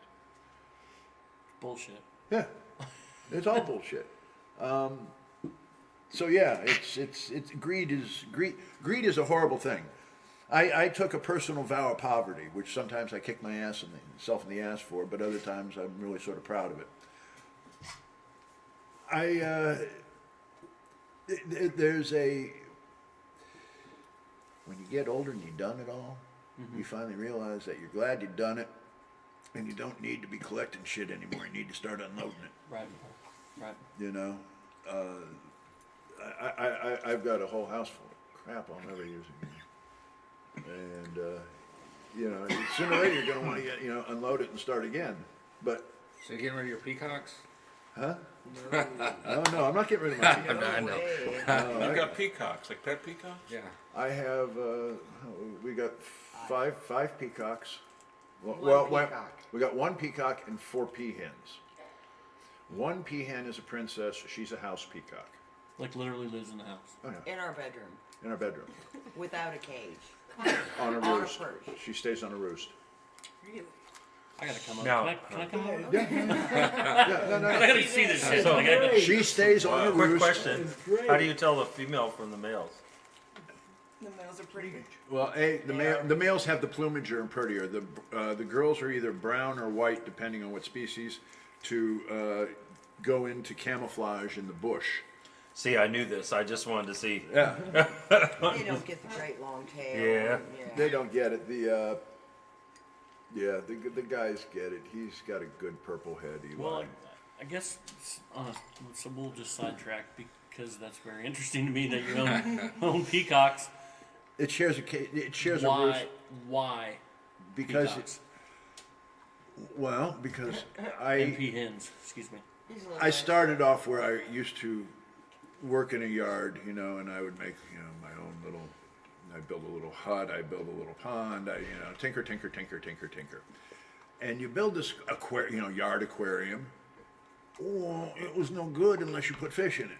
So I wanted to get peacocks to put in it. And I got peacocks and I got chickens. I got the ones with the Polish ones with the Nice little, yeah. with the hair. I used to have silkies, which are the little furry tauntaun looking things. But you know what you call that? Everybody's meat. There is not a living creature other than humans that don't want to eat that. I had dozens of them, and they were picked off by dogs, by birds. It's like a little fluffy thing running on the ground. Chicken, Irresistible. yeah, and they can't see because they got all that. So they're victims. I love them to death. They're the sweetest, nicest birds there are, but they are victims. They cannot sit around with. Anyway, Yeah. sorry. I'm sorry, Silkies, for slamming you, but you are my favorite chicken, but you have to stay in the shit. I'm sure they're probably going to write their local congressman about you bashing him. Just so everybody knows, that was Bill Levin talking about the silky. Yeah, silky chickens. Name dropping on them silkies. Yes, name dropping on this. Don't have the silkies calling our podcast. Chick-fil-A is going to protest this. Where are we at? Number 4? Where are we at? Oh yeah, we're on the DD dozen. Number 4. Treat your body as a temple. Do not poison it with poor quality foods and sodas. Pretty self-explanatory. McDonald's, you lose. We put in more sugar into our body than need be. I mean, Agreed. we are poisoning ourselves. The thing we all did in America was cigarettes, and we go, ooh, that's poison, we shouldn't do it. Our next goal should be hitting soda pops, because they're killing as many people as tobacco was. Absolutely, and I've heard some schools even take soda pop machines out I hope so. completely. Yeah, the idea of giving Mountain Dew to And kids in school. I was trained as I was growing up We didn't that have soda pop pop was schools. awesome, and that's No, we what didn't you have. needed. We did You Black know, Beauties. they advertise 2 things on TV. They advertise milk, it does your body good, and they advertise Coke, it's amazing. Never. I have had 2 Cokes this year that didn't have. I mean, I like to flavor my bourbon with it, of course. But I've cut out the drinking pop and stuff with meals or whatever, and thinking I need a Coke or what have you. So, but I have twice this year had a Coke. Good for I'm trying you. to, but I still, I don't know if I can give it up with the coloring of my bourbon yet. I guess we're Oh, no, together, that's- so I haven't had a pop since That's where September. it's respectable. I mean, I understand that. Vodka is. That's some high quality H2O. I'm talking about the people who have those, pitchers with the lid and the straw on it Oh, that go yeah, up yeah, and yeah. hit the fountain at the gas station. The mug of lug. 400 ounces. I guess. So you need a Oh, backpack. man, My name's Wheels. Brian, and I was duly addicted. I drank 2 liters of pop a day, and that was in the evening after I got home from work. Because I drank it all day at work, too, see. Oh man, yeah. I can't We drink usually Coke like just that. split 1 Coke a day. We split 1 Coke a day. Well, me being the cardiac kid and all. And the diabetic kid, and the gout kid, and the kid with, I just got a lot of High problems. cholesterol kid. Yes. And now the gorilla boob kid. I got a nice set of. For those of you who didn't make Jared's birthday party, it was quite revealing. To say the least. Oh, do tell. He cried. He took his shirt off. Yeah, he's There's pictures. I posted pictures today of him. he wore a hat on his hat. Yeah, it was a dual hat. It's okay. I would say he was duly hatted. I was duly hatted, and I had a sash on at one time, but they stole Oh, it. that wasn't your chest hair? No. What did that sash say? I forgot. 40 looks good on me. Me. Oh. Why the hell was Maria wearing it? That's what I want to know. I don't Everybody know. took- Well, Right. I took it off. Jared was sitting on her lap. No, I'm just kidding. I told might her to have watch it. it. Watch it. Anyway, back to you, Bill. All right. We're at number 5. Sodas. All right, we did 5. 5. No, we're doing 5. Do not take advantage of people. Do not intentionally hurt anything. Pretty self-explanatory. Should be, Don't sell yeah. a lemon used car, and don't graffiti a bar. Well, unless it's in the right place. All right. That's because karma is a bitch, and I've heard it many times, and it is. I truly try to live by that. If I do something right, that means something right may have happened to me, and I'm okay with that. If I do something wrong, I can expect something wrong happen to me. That's right. Every time, if not tenfold. Yeah. Not take advantage of you. My favorite, number 6, well, one of my favorites. Never start a fight, only finish them. There's no reason to fight. If you have poor quality corporate communication skills, chill. Learn how to communicate properly. It's pull yourself away from the situation. If you cannot communicate properly, chill out and then go readdress the situation. Going into a situation where you will not communicate properly never works out well. This is something I'm working on right now. I mean, that's the for part you. of me I'm working on. We're all I've noticed it. I've noticed it because when inevitably when there's an open mic night, there's always that one guy that's, or even during a comedy show, whatever it is. It doesn't even have to be a comedy show. It's during a bar. If you're not in a bar, you're at a concert. There's that one asshole, right? Yeah. That we all are like, Jesus, would you shut the fuck up? Why? This is his art. This is his job. He's here to entertain me and you. He's up there or she's up there, giving even spoken word poetry or whatever the hell it may be. There's the people that are rude and just they think about themselves. Yeah. And they might be drunk or, we give them the benefit, or there might be a language barrier or whatever, and we give them the benefit of the doubt, but I have noticed that you're doing great, buddy. Great job. Way to not throw Man, bombs at anybody. if I was a Boy Scout, I'd get a pass for that. You would. Number 7, grow food, raise animals, get nature into your daily routine. A lot of us don't even know where our food comes from. A lot of us look at the chicken who drops an egg and goes, oh my God, I'm not going to eat that. Yeah. Everybody get chickens. They deliver breakfast for free. Okay? It's better than cereal, and they entertain you. If they're not getting picked off by birds. It's better than Yeah, cereal. they're not getting picked off by. But that's entertainment too. That's Like cereal. cereal. With that coyote dragging your whole coop away. Yeah. It's a great time. Saw it in a cartoon once. And when your cereal says it has iron in it, it literally does have iron. It literally does. That's right. Yeah, you grind it up. Did you ever see that? Where I they have grind done it. up I have and done then- it. Yeah. You mash it up in some water and you put a magnet on the side of it and it pulls the iron right out of it. It's You know what I'm going to go home and do. It's literally, Bill, you don't have to waste any money there. It's literally has iron in it. I have a very special box of pumpkin spice frosted flakes. There you go. It's I going to be saw there, it. I promise. It was like, to me, the world's worst possible thing ever created. Yeah. And I had to try it. And I had a bowl, a very small bowl. That's why you didn't have a second I can't believe what people package and sell to other human beings. That sounds lovely. Yeah, Gotta be a it's in the 13th fall, when you deity do that does pumpkin no more spicing, but pumpkin spice. when it hit the frosted flakes, it was just, oh man, you just skidded to an edge. Yes. I'm waiting for pumpkin spice CBD. Yeah, those eggs that those eggs that your chickens will drop give do anyone not have that that iron in it. If it's not, Yeah. you should. What are your feelings Okay. about the whole CBD phenomenon going on right now? Everybody's really real big into like getting the oil. I mean, I saw a video store had a sign. It's like, we have CBD, and I'm like, so what about DVDs? Like is the movie industry getting hit that hard? They're like, Can I get a VHS? CBD Yeah. is the new big business, this new fidget spinner. Yes, absolutely. I believe that too. It's going to be in every gas station. It's going to be in every grocery store. Big business is going to come in and they're going to womp on it. There are over, in 2017, there were over 2,700 manufacturers. I would say there's probably over 20,000 manufacturers now. Yes. And the bottom line is, it's the first step into having cannabis into our culture here in this state. Our state is hungry for the cannabis culture.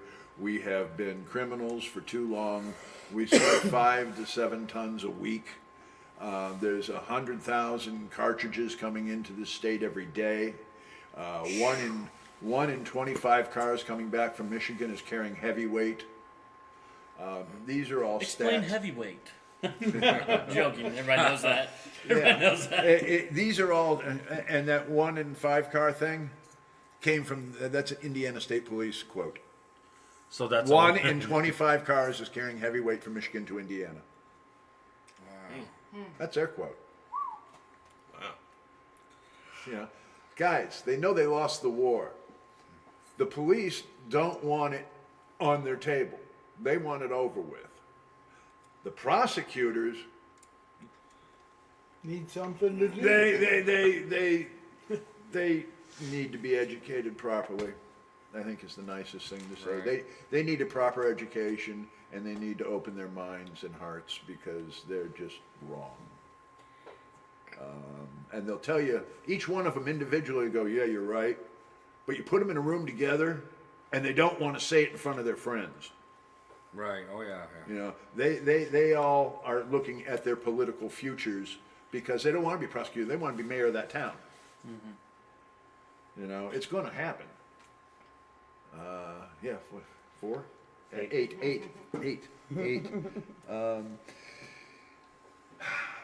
Spend it, number 8. Do not be a troll on the internet. Respect others without name calling and being vulgarly aggressive. Okay, guys, we're starting a new religion. Here we are. We got to make up rules. Let's pretend that we can talk to everybody in the world from our home. Huh. Well, any other religion that's, you know, you told that to, they would have, you know, whoo, their heads would explode. They would say, that's God. You know, only God can do that. So we have a whole new stream here, which no religion has addressed, which is called the internet. And it's just like being a human walking down the street. Be nice to each other. Smile, bob your head, say hi. Don't be a troll who waits under a bridge just to whack somebody going over the bridge. There's, you know, and it's filled with trolls out there. It's a troll pit.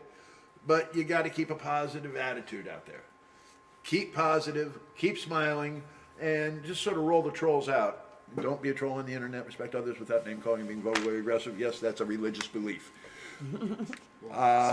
Speaking of trolls on the internet, There's different ways to troll the internet than going. There's proper ways to do it and not be mean.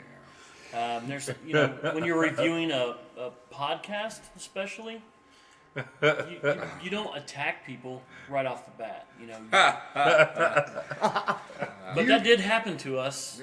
We did get one negative comment, and somebody got a little loosey goosey. Oh. And What did she say? I can't remember exactly what she said. You know what? Oh, Jimmy, you know you. I mean, Let's see the quote. Let's hear the quote. Well, I'm gonna pull it up. Something like I wouldn't listen to this podcast I or think it was a something. bunch of she said it was a bunch of trash. And it was a she. yeah. I look do at it you like this. think the sexy little vixen's listening tonight? Here it is. Probably. Probably is. I don't know. Ass, stupid ass shit. Period. Oh, that's good. And I want no part of. Period. This garbage. Period. Well, my goodness gracious, you must have passed 3rd grade education. Third. I wonder how many episodes did you watch before you decided that you hated us? I'm just curious. Well, I think she probably watched or just listened to the first 5 minutes of the first podcast and heard a person's voice, and they were like, Yeah. I'm done. I'm Yeah. done. And that's okay, you know, because it's like, It's hard to do a podcast without a person's voice. yeah. It is. And it's hard to listen without clean ears. Oh, yes. You're welcome. Someone's mom and brother's going to be in your inbox. Threatening your life. And that's exactly what Joe happened. and Josephina Dirt. So eventually, this girl has disrupted open mics and come after one of our members and stuff. So, and she's got a reputation of. This is a Yeah. regular fan that She you know broke then. number 8 then, yeah, basically. She I broke don't number know. Someone in this room. I'm just kidding. Bless her heart. But she's come and like trashed an individual so she's not on very good terms with the group, anyways, or the open mic, and then she's got a reputation of that and smelling all over town. But think of it like this: it takes a special kind of person to get kicked out of bars when you don't even drink. Yes. You know, sometimes the thong is just too tight. Apparently, yeah. If that ever happened, oh wow. So anyway, we had one particular person was getting death threats, Jimmy, Yeah. and Because I'm a pretty good troll too. he's So. well, I mean, but you're not. He wasn't being overly vulgar about it. It was just he was like, hey, it's a podcast. Let's just seriously. I mean, if you don't like it. Don't You listen don't have, to it. Don't listen Right. to it. Don't express. If you want to express something, then inbox us instead of putting it on our. Right. Because we're not out here. We're out here doing a service, not just for our community, but for fun. We're doing this. We don't get paid for this. You know. My So- mom always said, if I don't have anything nice to say, don't say anything at all. Exactly. Right. And I live by that. That's why I don't talk to my mom. No, I'm kidding.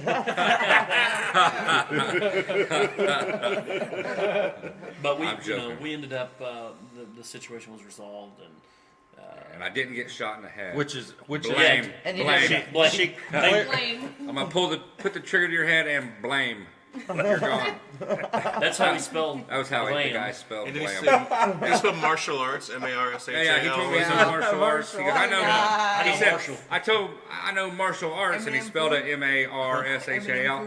Right. And I said, you don't know martial arts, you can't even spell it. So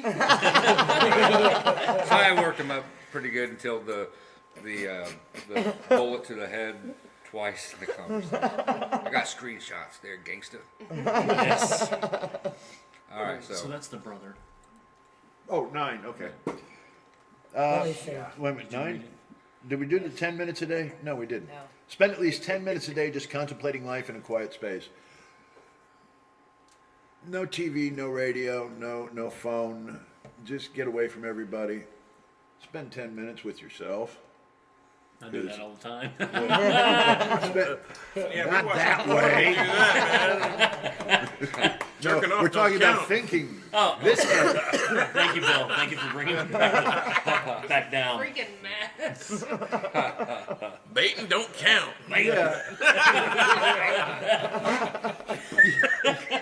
Well, that is a Depends long on where you time. go with it. You have to spend 10 minutes a day I thinking think- about what you've got going on in your life. If you don't, a lot of people just get up and they start going and getting on with their life, and they don't spend any time thinking about what they have to do. I'm guilty of that. I think we all are. Yes. Not A me. lot, yeah. I mean, you get up I and look every day. you're on Less in my automatic. brain. It's a hurried society. You're on automatic when you get up. You're on automatic when you go.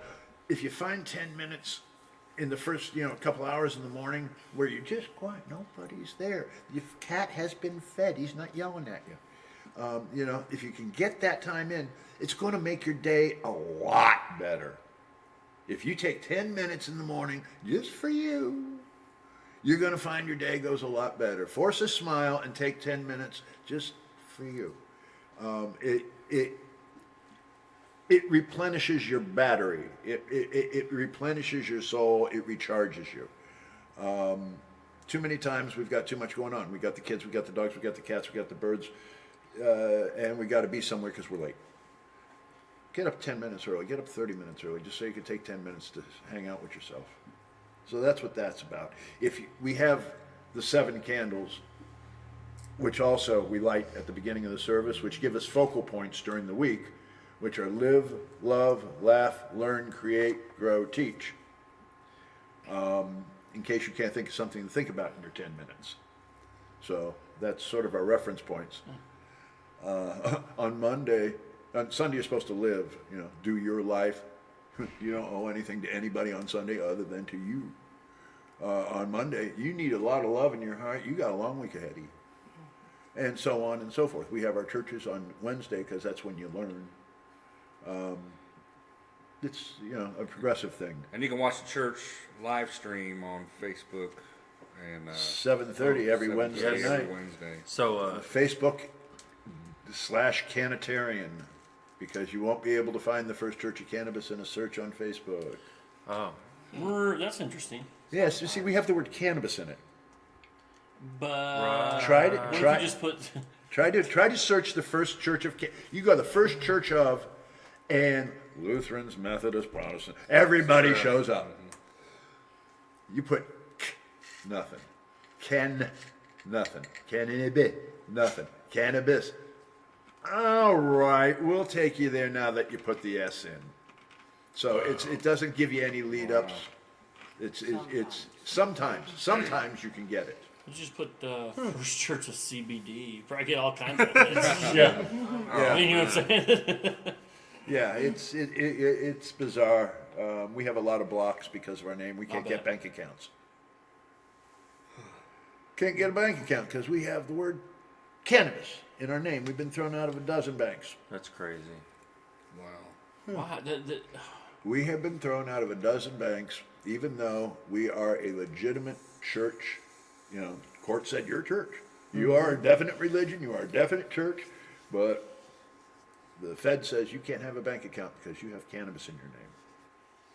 Now, Normal has bank accounts. Yeah, that is discrimination, isn't it? It is Have you discrimination. It's like, It's a I'm word. assuming. You know, I mean, there's a dozen I things. want to spend more time with lawyers. Like, you know. I know, yeah, I know, I get that. I was just saying, that's just kind of, I mean, that's discriminatory regardless. but then I mean, on the other hand, they can have the Ku Klux Klan and the Aryan Nation. Yes, they Right. can. You know what I'm saying? But Those if you- guys have bank accounts. I guarantee they Anybody got who bank has accounts. cannabis business cannot bank in America. But if you're a hate group, it's perfectly fine. Yes. Okay, Right. I get it. I get it now. Well, it's how it Keep works. voting red. Neck. Man, Blow it up from Winnie. that was a mic drop. Where we at, boss? We are on. Oh, we're number 10, brother. 10. Protect those who cannot protect themselves. If you see somebody being bullied, stop the bully. If you see somebody in need of help, help them. Help the underdog. I'm a big believer in underdogs. We all are one. So I am too, and I bet sports every week. No. all right, number 11. This is important. This is important for one very good reason. I like this one. The love this one. head of the head of the Butler University religion department pointed out that we were the only religion in recorded history to subscribe to humor in its written doctrine. Nice. That's great. All the humor is religions awesome. since the beginning of time never once brought up humor. Wow. They don't tell you to laugh. They don't tell you to joke. Or if you can, or if you can't. Yeah, they don't tell you to have fun. So number 11 is laugh often, share humor, have fun in life, be positive. Now, I'm sorry, there's currently over 7,000 gods working this planet as we speak. How could 7,000 gods forget humor? I mean, really. So there's that. Number 12, the one that makes more sense to me than state, but we love our state anyway. Yeah, right. Number 12. Cannabis, the healing plant, is our sacrament. It brings us closer to ourselves and others. It is our fountain of health, our love, curing us from illness and depression. We embrace it with our whole heart and spirit, individually and as a group. That pretty much says it all. There's nothing really negative about the plant other than people's adverse reactions when they are allergic to it, because there are people who are actually allergic There to are. it. I have a friend, actually, she gets terrible migraines just at the smell of it. And she's done it, and it's really been harmful to her. Yeah. So there are people who are allergic to marijuana, and that's the only thing that we should really have to worry about, is if we're around someone who's allergic to it, that might cause some adverse effects. Caution, that there they're gonna is have, cannabis smoke in this building. Should be a nice sign. There you go. Toking or no, Yes, right? absolutely. People Yeah. with cannabis allergies should use precaution When entering. when entering. You know what? I just had a thought about this whole thing. Looking at your faith, your religion, the only one that actually mentions humor, the only one, you said, according to Butler. Guinness Book of World Records probably not aware of that. That's a record, though, isn't it? It is a record. Because if you're the only one, You're the only Yeah, record. that's- There, Yeah, you that, beat that makes you the world record I holder. never thought about calling Guinness, but you know damn good well I'm going to drop a dime and call them up. By God. By God. there you go. That was free. Hey, Yeah. you know what? Next week you're on Ellen's podcast or something. Now you know what happens next week. You're gonna have international members reaching out to you. Yeah, They're gonna be yeah. hitting you up. People from overseas, franchising your church. You know, Yeah, that's another thing. we- Yeah, that's a great. We have a lot of people who always want to, license and franchise our church, but the idea of it is great. You got to be first, you got to be a member. People can't get by that first part. Second off, you got to be a minister. Third off, you got to have the money to do it. You got to have a facility. You got to, we have a standard format that we go through, and we ask everybody else, to do the same standard format. Anybody wants to do it, please do it. If you can afford a building, let's do it. On that note, kind of getting a little personal, and you don't have to answer, obviously, because you have free will and it's fine. But I have free will, thank you. How did you fund, or how did you acquire the building for? We got it all through. We did a GoFundMe. Really? Right on. We did a GoFundMe. We found a church that was a for sale by owner. Yeah, let's talk about sales. Okay. One of the greatest experiences in my life was going church shopping. You go into these churches and they want hundreds of thousands of dollars. There's 700 seat, 500 seat, 400 seats. And they all say the same thing. Well, we don't get as many parishioners as we used to, and it's getting really hard to keep the church up. And, we just don't know what to do. So we've got to sell our building. Now, the ministers who are telling me this are coming out of brand new these big Escalades, thank you. No, but yeah, I get it. I get it. And exactly they what you're have saying. diamond rings on that are 3 carats. I looked at this man's one ring, and I'm thinking, how many parishioners did it take just to buy the ring? Not even the car, the ring, because the ring was worth more than the car. And he was saying, boo-hoo, I have to sell this, and we got to get rid of it. And it's like, dude, the whole place is falling apart. You have water damage, you have mold damage, and your car is so shiny. Right. It will open your eyes to why I took a vow of poverty. Right there. That turned my stomach more than anything. So do you guys tithe? Like, not a No, traditional tithing, and but is it I use the word tithe because that's, I wish I understood tithing a lot better when I got into this religion business. I just came up with a membership fee. Tithing wants 10% of everything. Hi, I want 10% of everything you earn. And not to mention the personal property that you sold last week. Right. Is I also want 10% included of in what you that sold. I want 10%. 10% of all your action. I'm sorry. That's guys in Cleveland who sit in the back of Italian restaurants. yes, yeah. The Jerusalem mob.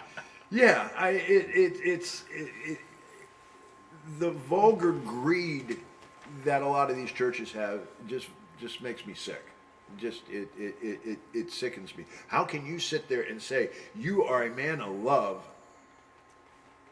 and live like that? Oh, I need a new jet. It has to be the 84-seater. Really? You need a $3 million or a $30 million jet, and you're asking your parish to buy it? It happens. I'd be happy if my parish got me a box of cigars. Hint, hint. Yeah, if I'm dropping hints, I'm dropping them where I What like kind them. of cigar would you want if your parishioners are listening? Yeah, exactly. What is your brand? What is your smoke? Do you hand roll them? No, not my cigars. Do you have like a church doobie Well that you guys played. start out with? Like Well, I'm being serious. Like, What's you- your service like? all right, at the end of the service, All right, after we read the 12 deities, we would then pass out sacrament. Okay. Okay? Everybody in the church, all at the same time, would flip out their Bics that they sold. and we would say in unison, one toke, one smile, one love, amen, and we would end the service and we would all smoke together. Now, the best part about this is we would have milk punch and cookies at the fellowship after we smoke.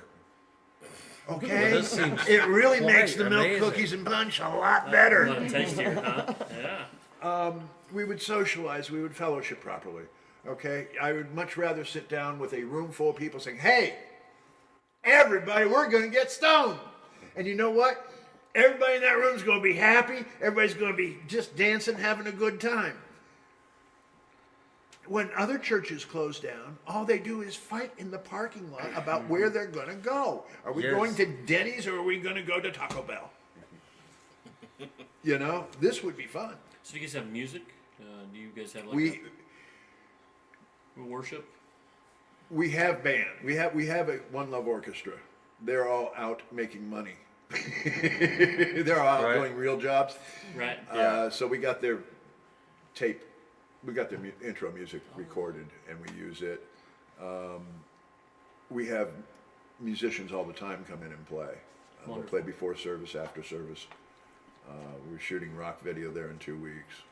Awesome. You're an old school punk guy too, aren't you? Yeah, I used to put on concerts for I appreciate that. I what? was a '90s punk kid. I couldn't pull Did it you off, ever, but did you ever go to the Ritz? Nope. Anything in Indy? nothing. I just turned 21 in Not old like enough, '90s. honey. But you know, He's I just a followed kid. you know the dead Kennedys and Yeah. Dead the Milkmen and all those guys, and we still talk. Jimmy and I kind of talk here and there. I still like punk music, but I saw you unloading a bunch of pictures that somebody had brought over or something maybe. Just in the basement. Yeah, you were sending them out there on your Facebook. And Oh, I yeah. enjoyed seeing that kind of stuff because that's vintage stuff. You know, you don't get to see that. I have stacks I got of locked in 8x10s of concerts, of bands and shit. Oh wow. Motorhead, Soundgarden, Yeah, I mean that's Slayer, the whole He's got a 90s, toy store in the 80s, basement. 90s. I also had a collectible toy store, like action figures. Oh they're wow. like next door here. Yeah, right now I've got about 1,400 action figures, mint on card. Holy moly. Star Wars. And, Yeah, Star Wars, That's what I was deep on Marvel, DC, Oh my man. deep on Talking about female ladies. action figures. that's his thing right there. I have one, and it's autographed. Mine is Bill Levin, Statesman. Vote for Bill Levin. Yeah, so Yeah, that was- the basement, interesting. A friend of mine, Roadkill the Clown, was on one night, and they locked him in the basement. Oh He got man. that's where the makeup room was. But Jerry wanted me to keep me out of everyone's until I came on, I guess, so it wouldn't be a distraction. So I got to spend a lot of time down there. Right? Oh, but that was Inventory. cool. I did inventory. Did you do inventory? Yeah, I did. Bill had me doing the inventory on the toys and. So, I kind of got on this kick myself as far as like the action figure stuff. When I was younger, I used to have a ton of them, like the old Superpowers and Secret Wars. Yeah. Some of those Mego figures, with the cloth costumes. No, I don't have any more Mego. Those already got cherry picked. Yeah, right. Yeah. But in recent years, I kind of got on this kick where I just would get like DC like groups. So I would get like a few Green Lanterns or a few like Superman, like the Superman family, Yeah. Superboy, and maybe Supergirl. I got one that was like Shazam, Captain Marvel Jr., Mary Marvel, Black Adam. And, that's kind of where I was at with it. And I said, I'm just going to stick with the DC stuff. And then I saw on one of the virtual garage sale pages or something, somebody was selling some Hulk figures. And they had do you remember like the Smart Hulk from the 90s? Yeah. Wore like the cargo pants and the boots and the tank top. He's standing there. I'm like, I got to buy that. That's like $10. And then they had that. It was like, they had that Hulk and he had his hair kind of like slicked back. He was very stylish version thereof, and I thought, okay, so I was gonna stick with DC, but I'm just gonna get that Marvel. But they had like two other Hulks with it, so yeah, I just wanted to get the one, but I was like, the fact that they're selling the group for 10, where if I went online to get the Smart Hulk, that'd be like $35, $40, you know. Yeah. But yeah, it's. I worked at a trading post, we'll call it, and this guy brought in. Man, he probably brought in $25,000 worth of Star Wars stuff. Nice. Right. Of course, I didn't buy it. I didn't buy it for $25,000.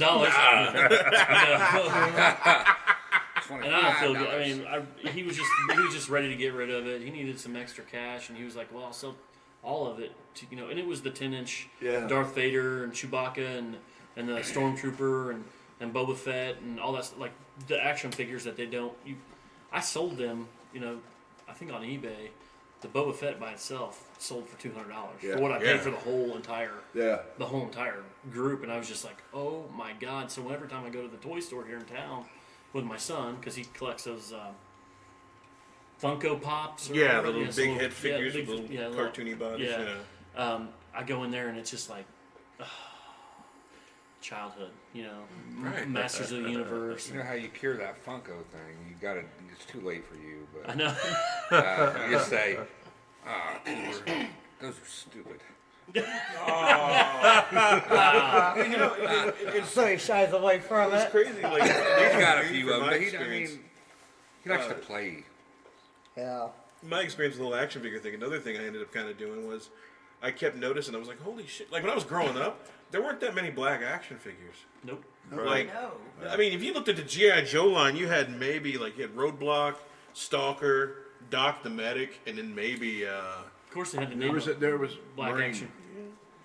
that was Roadblock. The bald dude had the Gatling gun. Yeah. How about him? Yeah. Yeah. I mean, a handful of G.I. Joes, if that. Right. And unless you want to count the Refrigerator Perry figure that you had to get through the mail. That was awesome. I Yeah, remember that. I know, right?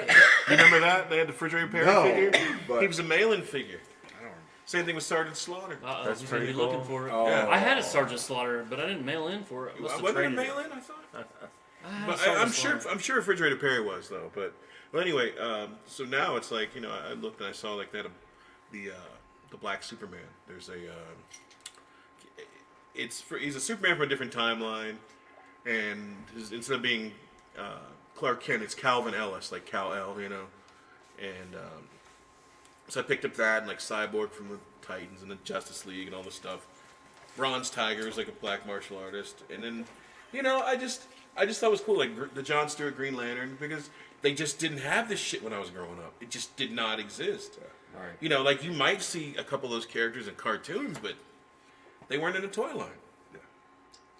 Sorry, we got off on a little. I'm sorry. We get a little excited about I grew up in the toy business. I can do this. Yeah, this is fine. This is a fine conversation. We don't have. I didn't think it was inappropriate. No. But I'm like you, man. I'm nerdy when it comes to stuff like that because I know, you know, I did an eBay business for a couple of years, and I remember seeing all this, and that shit is just collectible as hell. Yeah. Like people knock doors down for that shit. Even loose figures, like Yes, it's crazy. Yeah, but you can still always get them on eBay more than like when you come over to some stores or whatever. Sure. You know, you go and I'm getting these toys not for collectible for me. Yeah. I got a kid that plays with them. Yeah. Okay. Yeah, that's what they're there for. Well, I know. Yeah. So any of our collectible stuff is not collectible because he plays with it. And that's what it's for. Okay. It's but you know, so if you're gonna do that to get them to play for, you know, you can get on eBay or some stores and stuff, and then boom, it's like that. So, but if I get them and you know they're, oh my god, this is from the '80s and it's still in this package. It's like, all right, here, Cooper. Yeah. You know, I mean, but some people are into it for different things than others. Yeah, I mean, the collector's market's always going to be there. I mean, for every person that's going to... It's like same thing with just about anything. There's some people that are going to use it if it's like, oh, I bought this comic book. It's from the 1950s. Right. I'm going to read it. I'm going to smell it. I'm like, oh my God, this is... That smell old books have, you know. You know, it's the same kind of idea. Appreciation for the finer is. things Exactly. that bring you joy. Yeah, whereas, you know, somebody else might go, I'm going to put this, and I'm going to get, now they're doing slabbing. Have you heard about they're this? slabbing. They put they'll take a comic, they'll send it off to this company that grades They it, grade them. and then they put it in like these little hard plastic slabs, so they're just stuck in there. Yeah. But they're preserved so they can't be damaged or anything. And then people turn around and sell those at at like a crazy markup because they go, well, it's CGC graded, and this is a $90 book because it's been slabbed. Da, da, da, da. It's like, yeah, but if you want to read it, Yeah, it's you crack it worthless, open, then right. it's not worth as much. And I don't know. To me, that's like, I don't know. It's almost like when you. I think if you're a collector, like a collector, Yeah. there's a difference. A lot of collectors will have a slabbed version and a readable version. Yeah. Sure. I mean, or like a broke box, open box. One that's an open box item, and especially for kids, that's what I look at it like. They want to play with it, but There's toys you can't play with. yeah, that's exactly what it was like. I was like, are you serious? It's on the wall. You can How look at it, but you available can't is touch that it. online though? How available is that content online? It's you can Google that and find that stuff. You I can mean, just buy anything online. It's you want. it's like old vinyl, You can buy It's brides lost from like medium Russia. that- Get those online. It's not lost either. Goldmine magazine to know the value of records, Yeah. and now you got to go to eBay. Right. True. Because eBay's the foremost authority on Whenever I'm selling up something online, I check what the prices are on eBay. it. I mean, you got it. Bill, I gotta ask you. I just saw that Nuvo is closing down. They're closing down their print publication and getting rid of their staff writers. They are now going to be volunteer writers, supplying content for online content only. They're going to keep their .net, Nuvo.net, and still work with the community. Wow. But the much loved paper is sadly gone. Wow. I mean, as long as I can remember, like when I was going to college down there, like always go to music shop, pick up CD or two, maybe DVD, and like, oh, I'm gonna get a Nuvo on the way out. Well, You know what to do. Yeah. Yeah. everybody used to look in there to find out what's going on in For town. the weekend, yeah. Over the And weekend. now Yeah. it's Facebook. Yes, absolutely. Facebook is But even- Facebook is but even almost still- a utility in our life. It is. Yeah. But I'll tell you what, because they had those on the corners too, where you could get them. I'm not.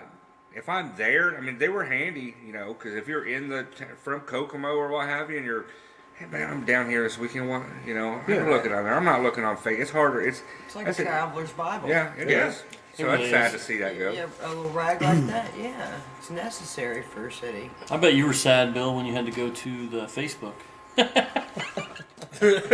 Facebook is Missed my MySpace. I do too. Hey, MySpace. I bring that shit back. I like Facebook MySpace. is the most amazing tool ever given to humans in the last 100 years. And I agree with that. Absolutely. There was the Industrial Revolution, and now there is a digital revolution, and Facebook, Amazon, and eBay, and PayPal are going to be the owners of it. It's unbelievable. True. Facebook just created so I could get laid too, right? Yeah, it was Yeah. a college. It was only guys a that couldn't social get laid network. before Literally a Facebook. social Only for network. colleges, No. and then he That's- just that's branched now it it's out started until at he Harvard. started Everybody making. knows they can't get laid. That's right. Well, Now that's how you make a band too. Because they're on You everybody's break 'em to the page. going, colleges. Beautiful. Yes. Started at Those college. eyes. Gorgeous. Yeah, my grandson They're told me my this friends weekend list are a that bunch of bots. Facebook is for old people. Oh, God. And now he's doing some other kind of gadgetry. I don't know It's what. probably like Snapchat, Instagram, Something like TikTok. that. Yeah, Instagram. I TikTok. think he was talking about Instagram. But they Stuff like they all say that Facebook's for old people, but they all have kept their Facebook page. That is Yes. true. That they is lied true. to get Yeah. to begin with. Like Yes. Exactly true. Again, it's a utility. You check on your friends, you check on your parents, you check on your kids. So what else? So that's your service. I mean, you pretty much went over what your service is like. So what else? What else is in the? Well, I was wondering about the religious. Like we have religious holidays. If you're Christian, you've got Christmas. Well, we have some Thanksgiving. suggested holidays. Nothing's written in stone. You don't get any days off for it, but Yeah. What? Unless you have a really March cool 26th is Creation Day for the First Church of Cannabis. That was the day we started. boss. Right? It's a That's- milestone. That was the day that we got officiated through the state of Indiana as a religion. So, yeah. Which is amazing. I mean, it's like you. March 26th of 2015, I posted that hey, I just got my state certification back that I am now the First Church of Cannabis. And my Facebook exploded. It just exploded with that. Well, you should start a page. And I said, yeah, okay, fine. And we started a page. And the next thing we knew, it was full tilt bobsled straight down 90 degrees for about 3 months. The media came in, everybody came in. We started hunting for churches. We were getting covered everywhere. We were covered in 26 or 27 different languages, Nice. including the Ibu Well language. played. The Ibu language, which is a Nigerian nomadic tribe. Wow. Because I went through and I started checking. I said, well, oh my God, there's a lot of, different languages here. And I started reading the deities back and how they translate.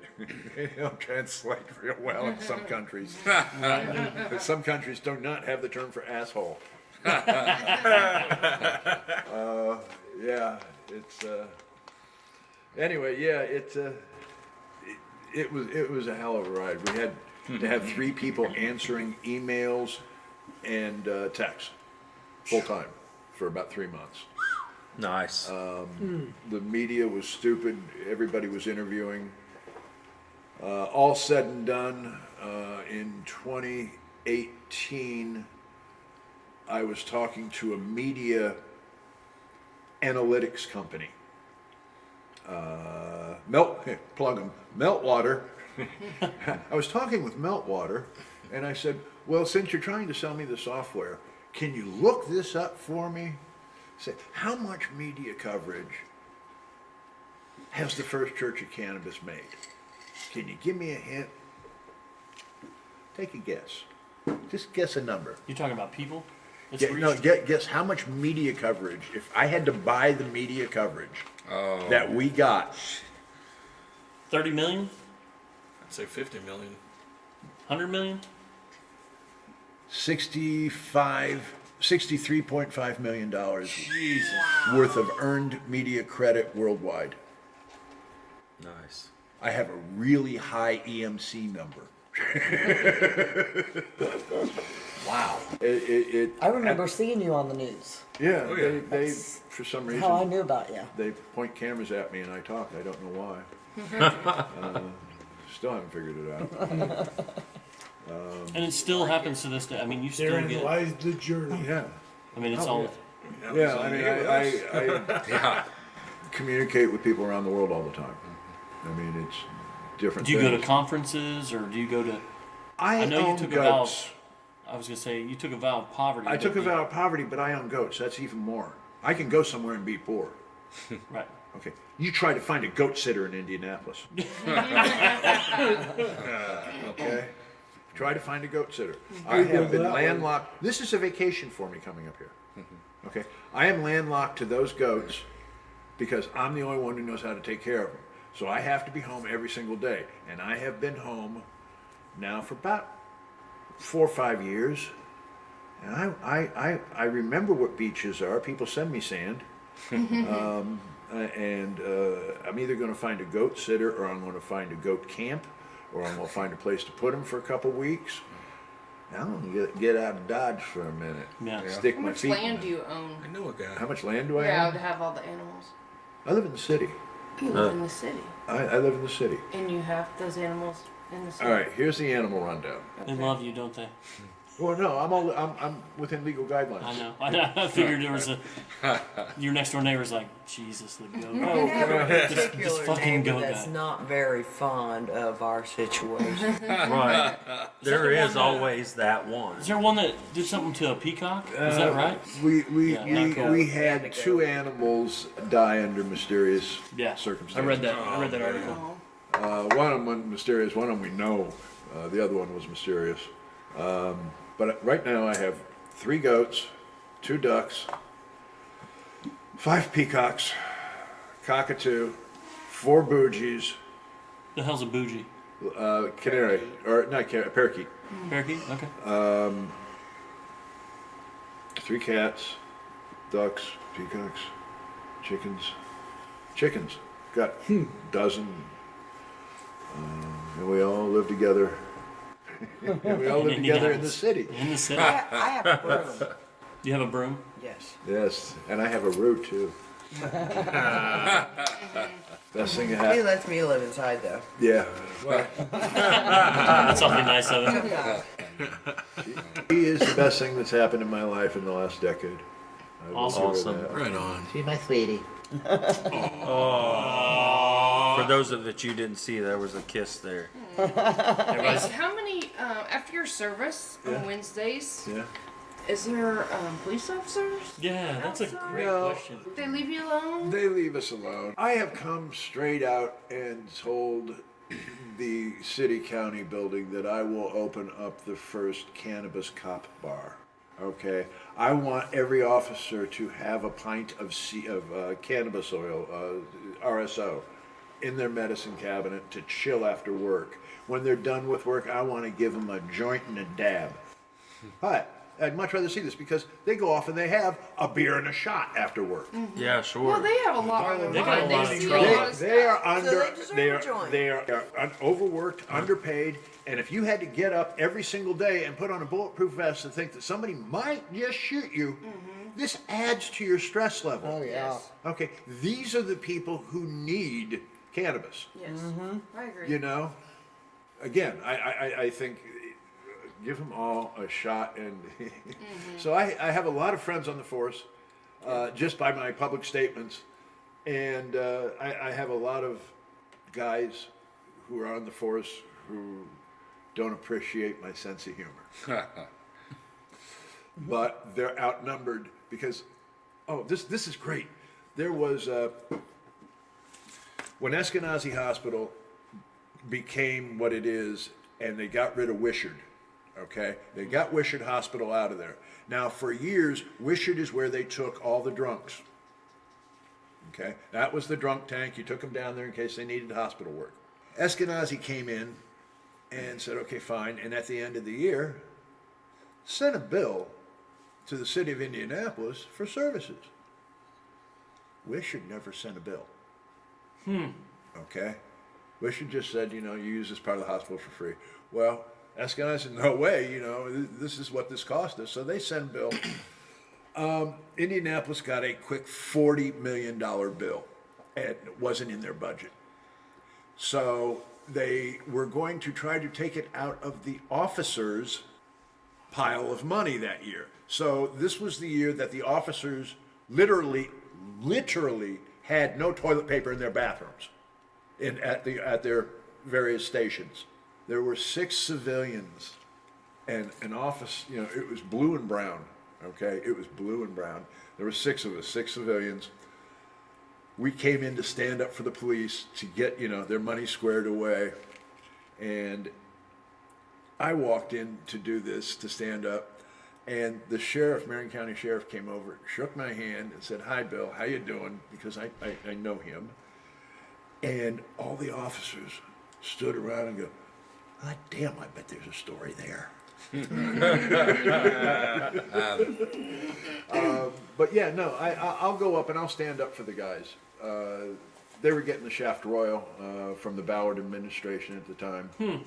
And I support our officers. We have one conflict. It's cannabis. I'm not going to smoke it in front of them, and they're not going to arrest me. Fine. When the church first opened, though, there was a lot of That attention. was okay. You want to know what let me rephrase. How do I word I that? have a story about when I first went down there, but I mean, I wasn't there opening day, but they had cameras across, and they got international attention when they first opened up.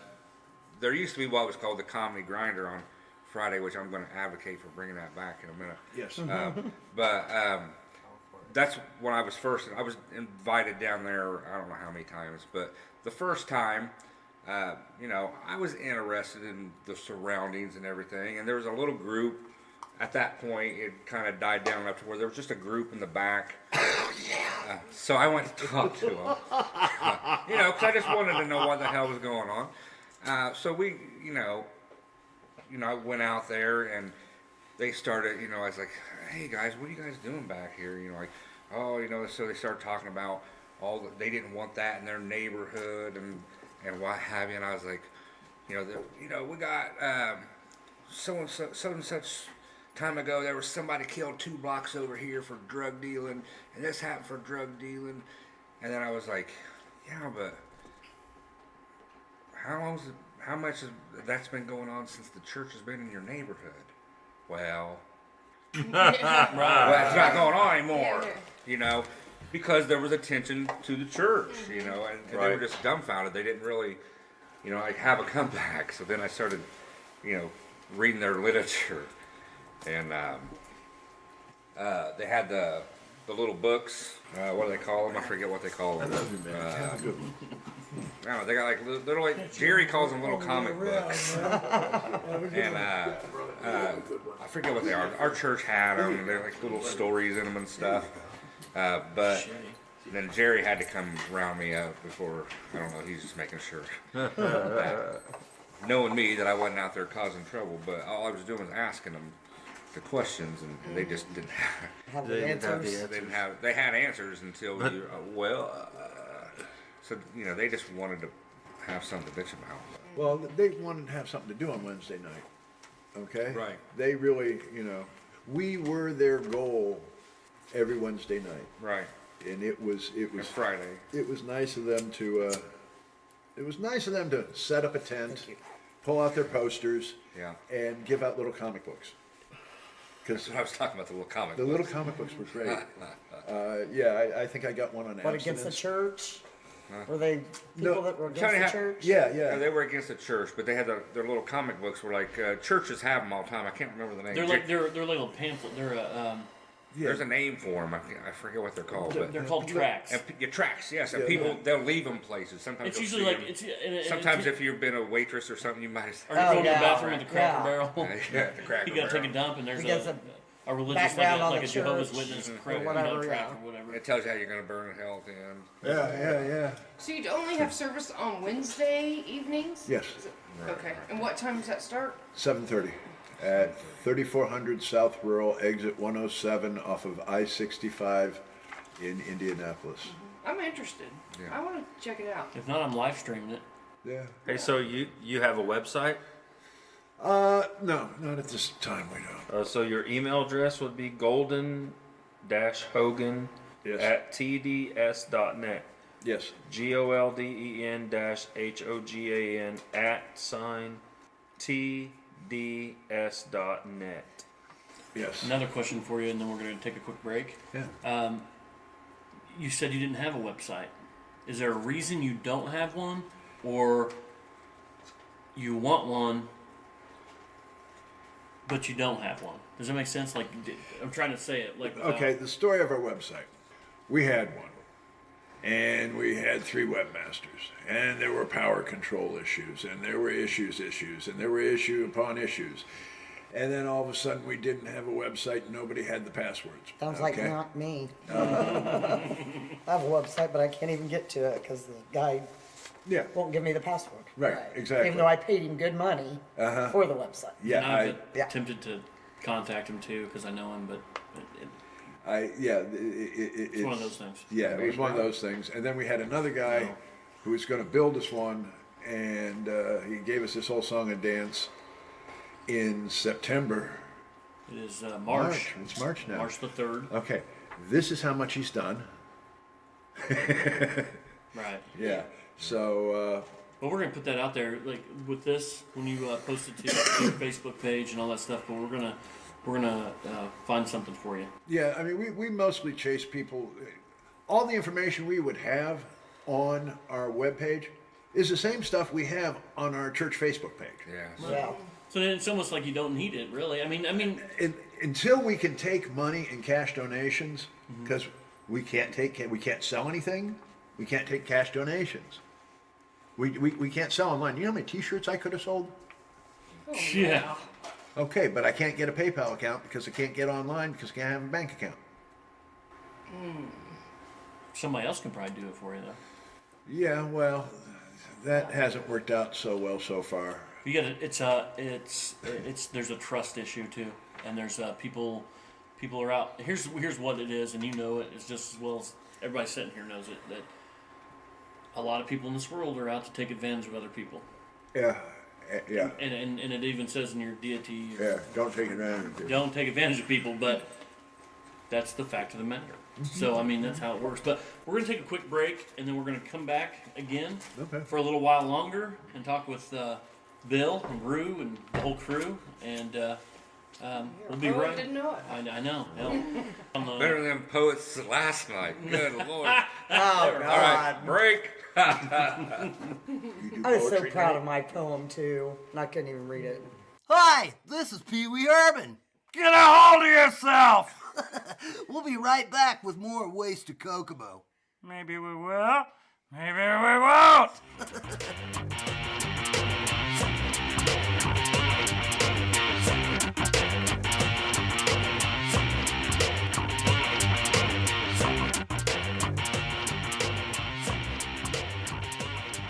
Welcome back, guys, to the Waste of Kokomo podcast. Yes. Yeah. This is the last segment Bill for and the Rue. evening. We've been privileged to have a wonderful person I've never met before until this evening, and his lady friend. We are honored.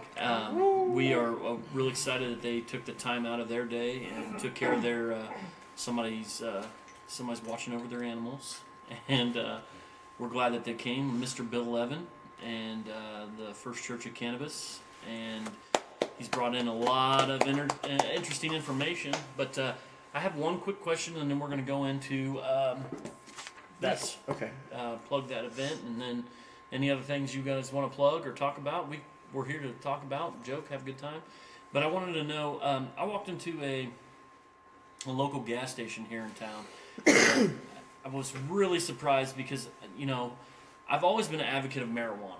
I have always been an advocate. I've never been against it. I never thought, you know, except for when I was little and Dare told me that it was a gateway drug to everything else, and then, you know what I'm saying. So the war on drugs and Tipper Gore and all those people, the Bushes, and they filled it full of our heads that this is bad, this is bad, this is bad, and then we've got the, you know, like War on drugs. War on drugs was a big joke, which we all know. But Thank you, Nancy Reagan. yeah. That was pretty strong, Jimmy. But so I learned at an early age that drugs are bad, and we get that. But there's drugs that are bad, and we understand that. We were just talking off the air about opioids and other, you know, synthetics and some other things that don't need to be in the picture, but they are, because it's more expensive to get what's natural as opposed to what's not natural. So, you know, the thing is, and I know heroin and opiates and all that stuff is a natural derivative chemical, but here's what I was... Derivative. It was a derivative, right. And what I saw was, I walked into a local establishment here in town, and I saw a baggie sitting at the thing, and it looked like a bud. Did you see that? It looked like a marijuana bud. Yeah. You know. What is it? Do you know anything about it? Do you know what it is? It's a flower. What is it? Is it like? It's hemp. It's a CBD hemp bud. And it's legal in the state of Indiana. The way the law is written, you are allowed to have any CBD product as long as it is 0.03 THC content and under. So how many of those buds would you have to smoke to get? You can't. You can't. There's not. You can't. You can't. This is what you get, you know, when you get ripped off in New York and Washington Square. Yep. This is what they sell you. Okay. Okay. So that's what it is. Because I was wondering. I was like, what? Wow. I mean, it's Wholesale on it, It looks like it. about $100 an ounce. Retail of it is $200 an ounce. It's available in gas stations and finer CBD shops everywhere. We have an actual we have a CBD dispensary, a full-fledged dispensary. He sells flowers, he sells all the products, he sells rubs. Higher Life at 9th and Penn in Indianapolis is the premier place in our city. What's the name of it again? Higher Life at 9th and Penn. His name is Brandon, great guy. It's what a dispensary is like, except it's all hemp products. Good guy. It looks like one of those Apple stores, nice, sleek, and clean. Yeah. I'm from the old days. I like, dirty wood record bins. And Right. I get it. Yeah, because there's actually a place just southwest of town. They're getting ready to open a hemp operation. It used to be the old functional devices building there in Rushville. A couple guys bought. Did you guys read those articles? They're getting ready to open a hemp farm. I don't care. When it gets legalized in Indiana, I'm opening a shop and I'm going to call it Blunt's Blunts. So your real name is Blunt? My real last name is Blunt, B-L-U-N-T. It's not just a street name. I thought it was a street name. I thought it was like his radio handle. I am the Brian Blunt. Yes. Bravo.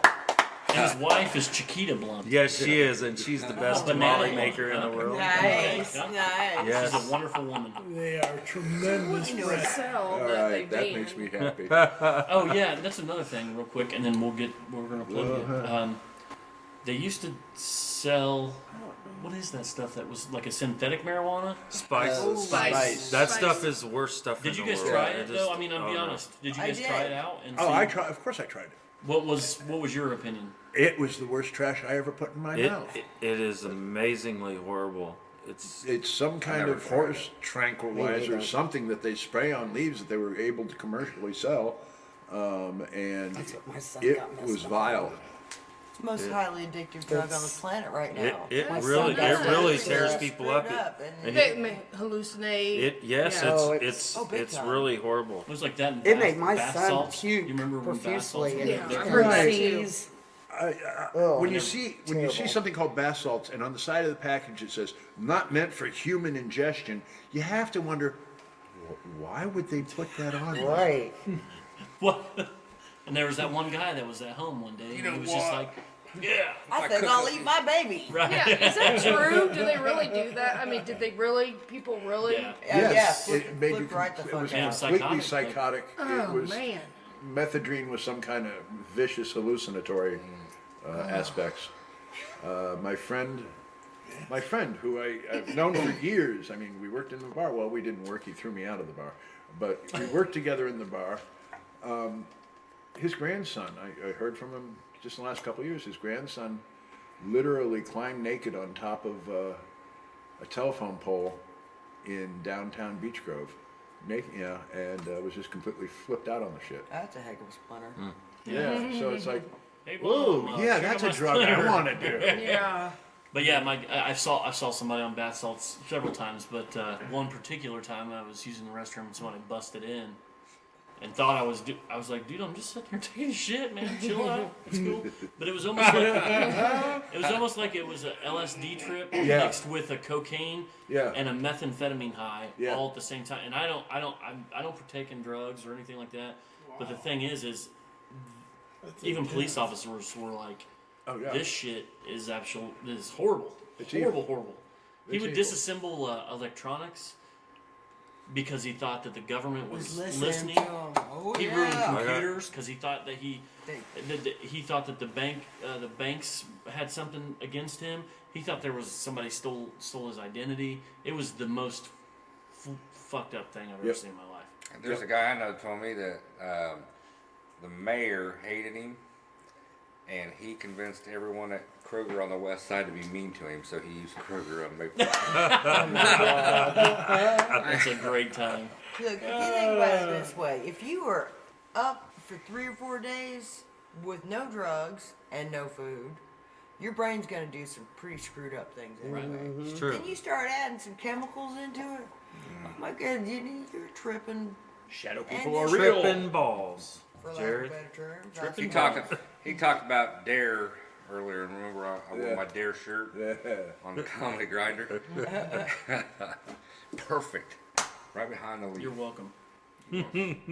So, Bill, what do you got coming up that we can help you plug that would Yeah, well, do you there's proper? I don't know how to do you proper, but the Indiana Cannabis Awards at the Vogue will be going on April 17th. Look on Facebook at the Vogue for the event details. But Graciously Departed and Indica will be performing that night. Great band, Graciously Departed. Yeah, I like them guys. Yeah, Indica, I like Indica too. It's we've got The band. oh, I thought you were talking about the. we got all sorts of sponsors. Glass Mule is the first one I think of because they're the guys who blow glass, but they've blown some pieces that are like $10,000 and $20,000, and they contacted me and they go, listen, we love you, but I'm not bringing a $20,000 piece into a bar to be entered in a contest we might not win. Can I take pictures of it? Well, yeah, I guess so, because nobody's ever asked me this question. So yeah, bring in pictures of it. But they're going to bring in a table anyway and display their under $20,000 items. Oh, okay. But when guys make $10,000 and $20,000 pipes, I got a real good rule of my utensil better cost less than the product I'm putting in it. Right. I say that too. Hey, great idea. I don't know, my brain's dead. Your brain's I know, tired. We got Dark Side. The Libertarian Party's going to be there. Dark Star Vape. Dark Star Vape. I don't know. Are you running for any political offices, or are Not you done this with- year. Okay. We'll just leave What it. was the last position you had? I ran for a House seat in the Indiana State House, and my party had me running in the wrong district. Okay, Sorry. this is the district I live in. This is the district that you filed me for. If I win in that district, I have to move. So it was, yeah, I'm in the race, but I ain't pushing this one. Right. No, I'm not pushing this one. And I'll stick my toe back in again just because if you ever have the opportunity to run for office, get with your local party affiliate. I don't care who you're with, Libertarian, Democrats, Republicans, whoever you're with, get with the clubhouse, work with them, and actually run for office. I mean, it's a fabulous adventure. We all have one version of it because we watch it. We watch it go on. We wonder who these people are who are sending us postcards. Oh, look, here's a picture of him next to a woman and him in front of some fundraiser. And, oh, look, he's running for office. Who is this guy? That's one side. The other side is going out and convincing everybody to vote for you. That's a great adventure.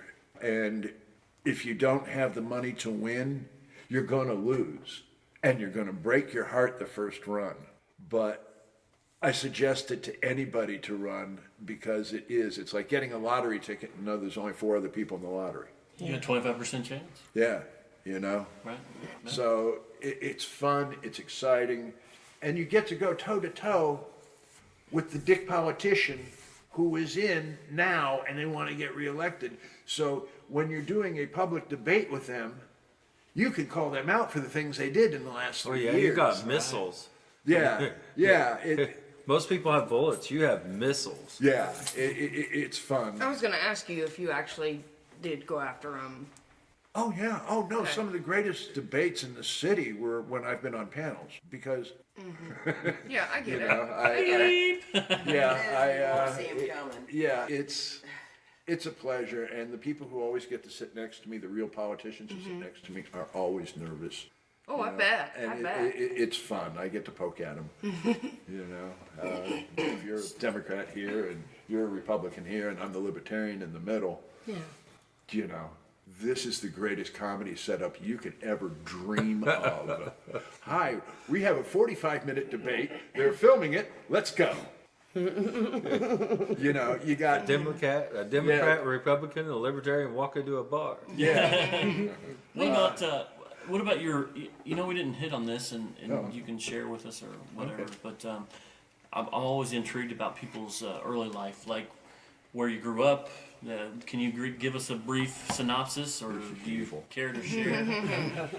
I mean, where did you retire from a job? 1922. Family life. All right. You have We'll 10 take ex-wives? this adventure. We'll take this adventure. I grew up on the north side of Indianapolis, you know, only child. Great, you know, did tap dancing, took tumbling, swam, went to camp, did all that usual kid stuff.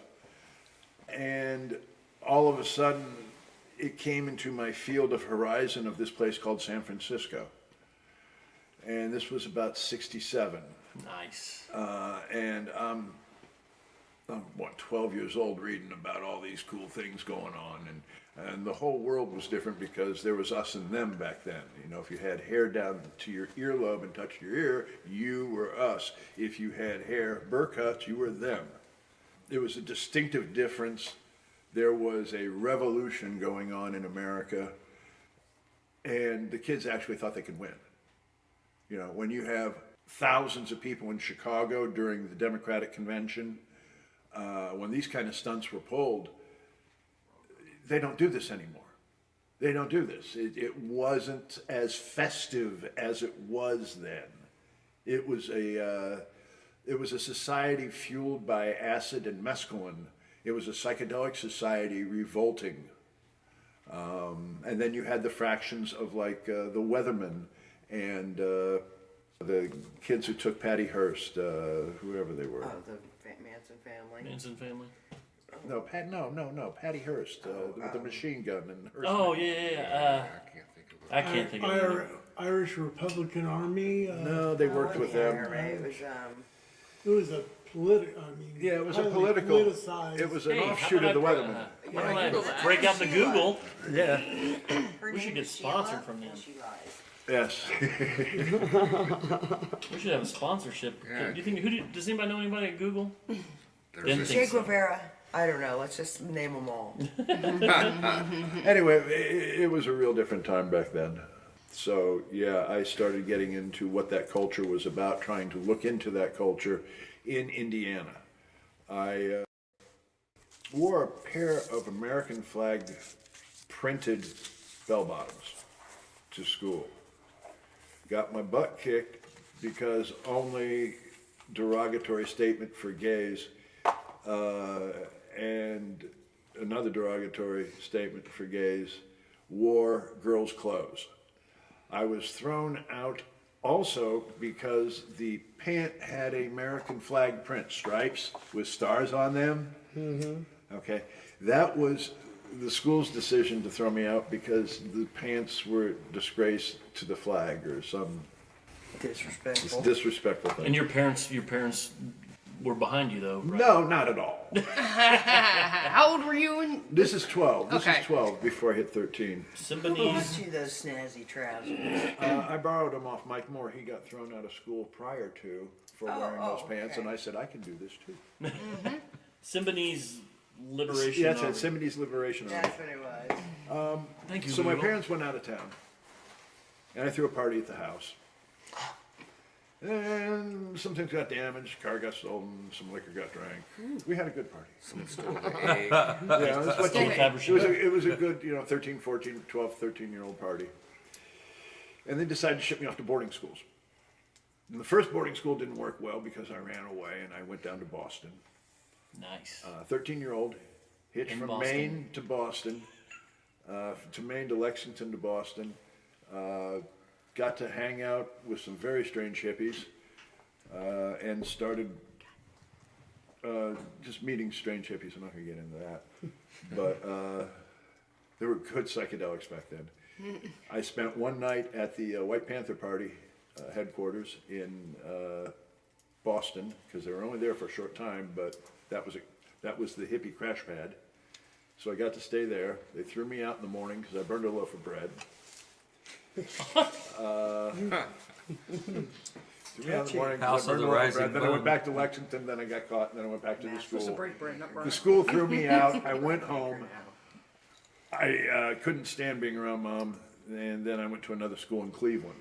I ran away from there. They got me back here, and then I went back there. And then I stayed in that school for a while. Me and my friends got a hold of some liquid LSD. We put it in a coffee pot at a campus-wide party.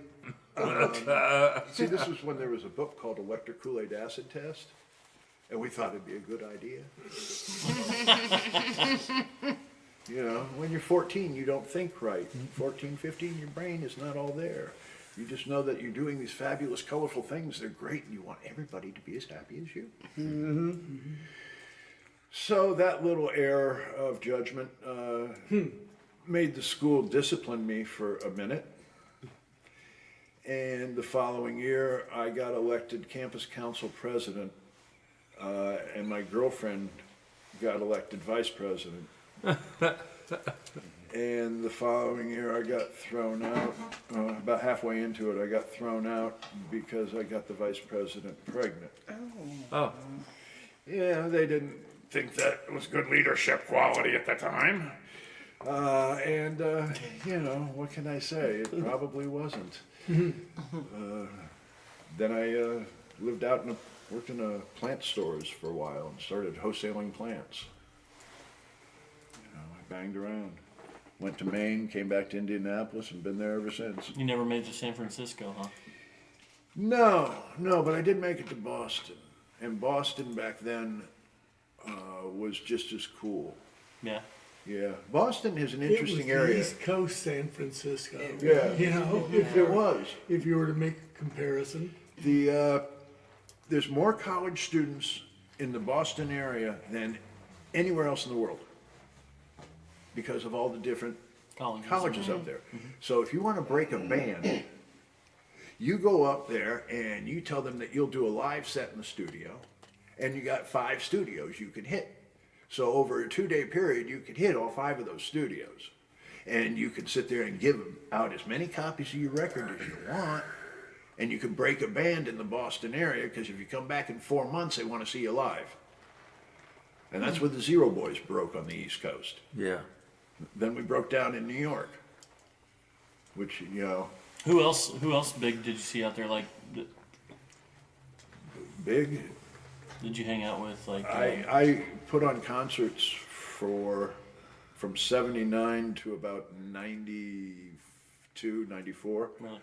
Just about every punk rock band that Every ever band, you was. know, I originally paid the Chili Peppers $50, and then it went up to $125. Then it went up to $200, $350, and then they wanted $750 and tube socks. Right. Well, got to keep warm. Well, To keep warm is to. yeah, I knew what they wanted the tube socks for. That's all they were wearing, so. we had, you know, everybody Oh, go so through the fleeting. patio. Vote. Yeah. They all did. They all came out in nothing. So but you tube mean to socks tell? on their Oh tops. wow. Dude, I could talk to you about music all the time, all day. Dude, you come over and look. I got stacks of 8x10s. I can't wait. I'm so excited about going to see that. Seriously, like, I'm totally into that. That you know, vintage stuff like that is awesome. Man. I love it. My stuff's now vintage. Well, I mean, Damn. I'm a baby. Remember? Yeah, I know. No, you're 40 now. Okay, no, I'm, Yeah, you're entering they adulthood now. still You're call. 40. Oh, thank God! I finally made it to the adult table. And you know what? After 60, all you want to do is get back to the kid table. Right? Yeah. There's some They days I make want more to sense go. over there. I So- want to sit with the kids. How did you meet Rue? And how long ago? We've known each other for a long time. He was married to his first wife, who was my best friend at the time, and I was their nanny for their first child. Now 30 years later, and she has since given me up as a friend years ago. And we just reconnected 3 years ago, I guess, and Yeah. I started visiting from Chicago because I was up there at the time, but I've been down in the South for 25 odd years. And he finally talked me into coming home. So Best thing I ever did. That's awesome. Awesome. And you just did. So you've done political. You've done. You said you owned a toy shop. You've done. I've owned a toy shop. I've owned a party bus service. We had a party bus service for 10 years. Our specialty was bachelor parties, so we got into all the strip clubs for free. So for 10 years, I took drunk guys to strip clubs. Right on. I've taken every walk of life. The most dangerous human beings on this earth are firemen. They are all 7 feet tall, over 300 pounds, and can pick anything up. As a matter of fact, my bassist was a fireman. He is a And big they boy. scared of shit either. He's 6'10" and weighs about 400 pounds. And they're not scared of shit either, man. I had a busload of those, a busload in a blizzard, and these guys are sitting out the window, holding the top of the bus as we're going around 465, trying to turn it over. Gosh. They're swinging back and forth, my and my God. I'm fishtailing, and it's wobbling this way too, and it's like, guys, stop, and it's like, look at me, I can't stop you, but stop. They would go into the club, and they would literally pick up a dancer in each hand. It was one of my most bizarre nights out ever, and And you retired after that. No, I got tipped very well. Did you? No, that was a good night. Hey, Not enough to retire. Jimmy told me about that dream the other night. 2 dancers, 1 in each hand. Well, I told you what? I don't remember that. 2 dancers at a hand is worse than Bush here. Right, it's What two in is the- it? two in the Something like that. I don't Bush know. is worth About the Something. dancer's one in the bush cup or- or something. Yeah. I don't know what the fuck it Two in is. a cup. You get 2 in the bush, you better watch your hands. Yes. Ah, there you go. Jimmy's got it. Do you guys? I mean, you guys got a huge following, and I don't know if you know numbers or anything like. Do you know how many people? You know, I know that I friended you on Facebook, and you had Too reached many the face- friends You had for too many big deals. friends. Like it literally says. I got about 18,000 that follow me on my page total, between the 5,000 and the follow. The follow. And we got about 48,000 on the church page. And then re-legalize Indiana and a dozen other places we Okay. have. Gives us probably another 20, 30,000. So you advocate with re-legalize Indiana, or I'm you the chairman are of the board. you are the guy. Re-legalize Indiana is a pack. All right, first there was Normal in Indiana, okay? Right. Then I started Re-legalize Indiana as a second group, but we were a pack. We were a political action committee, whereas they were not a 501c3. So we played 2 different aspects, and that's really when the State House started to notice that, damn, there's another group. Groups have since blossomed. We have hundreds now. Everybody, any 3 group of people is now a cannabis activist group, which is, great. I love this. Please, I want 5,000 groups throughout the whole community. Each of them putting out a newsletter. That's right. Oh, please. Bombarding the whole But freaking please, yes. century. Everybody wants it. We're at 72% want it for Indiana. 72% want medical. 68% or 62% want full legalization. We're gonna get it, and while we're waiting to get it, we'll buy it a little bit higher from another state. It's not like we haven't been doing this for the last 80 years anyway. Right. Right. Or at least since I'm in high school. Well, at one Don't point, ask me about that. at one point, North Central High School controlled Yes. 3 states. They took part of the eastern part of Illinois, Gary, Chicago, Ohio, Kentucky, and all the distribution went through the north side of Indianapolis through kids in North Central High School. Yeah. Yeah, that one doesn't make the news. Just thought I'd let No, you know of course that. not. Yeah, no. No, it did. I mean, there was a group of kids at North Central High School that ended up running the cannabis business for the Midwest. Kids from rich families. One of them split his business with his brother when they were still at North Central. One took, and this is back in the 70s, one took $250,000, and the other one took the business in the plane. Wow. Okay, they were bringing in bales. You have a name like Fab Five or something? These are high school kids, I know. Wow. and they're making more Kids money on than the their block. parents. That kind of reminds me of that movie that I saw. It was The Blow or something like that. Blow. That was about cocaine, but yeah. Yeah, but I mean, same concept. Like a couple kids. Well, started- you know, I'm a huge documentary fan, right? So I watch a lot of documentaries, and Of course they did. about there's the one Murder Mountain that's I don't know if you about Humboldt County and some other things out in California. Yeah. I just watch.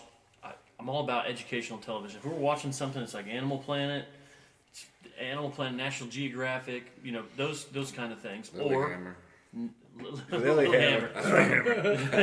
or we're watching like Netflix and we're watching documentaries or you know some good sitcoms or series shows. But I've always been interested in you know always have been interested cannabis like production and cocaine and the smuggling and the cartels and what they've done. Modern day gangsters. Right. I mean it's intriguing. You know, obviously it happens still, and it will happen from. If man wants a product, man's going to get a product. Exactly. It doesn't matter Nothing's what. going to stop them. You know? I mean, Right the highest on. security prisons in America still get weed, still Yes, they get do. coke, still get heroin. Yep.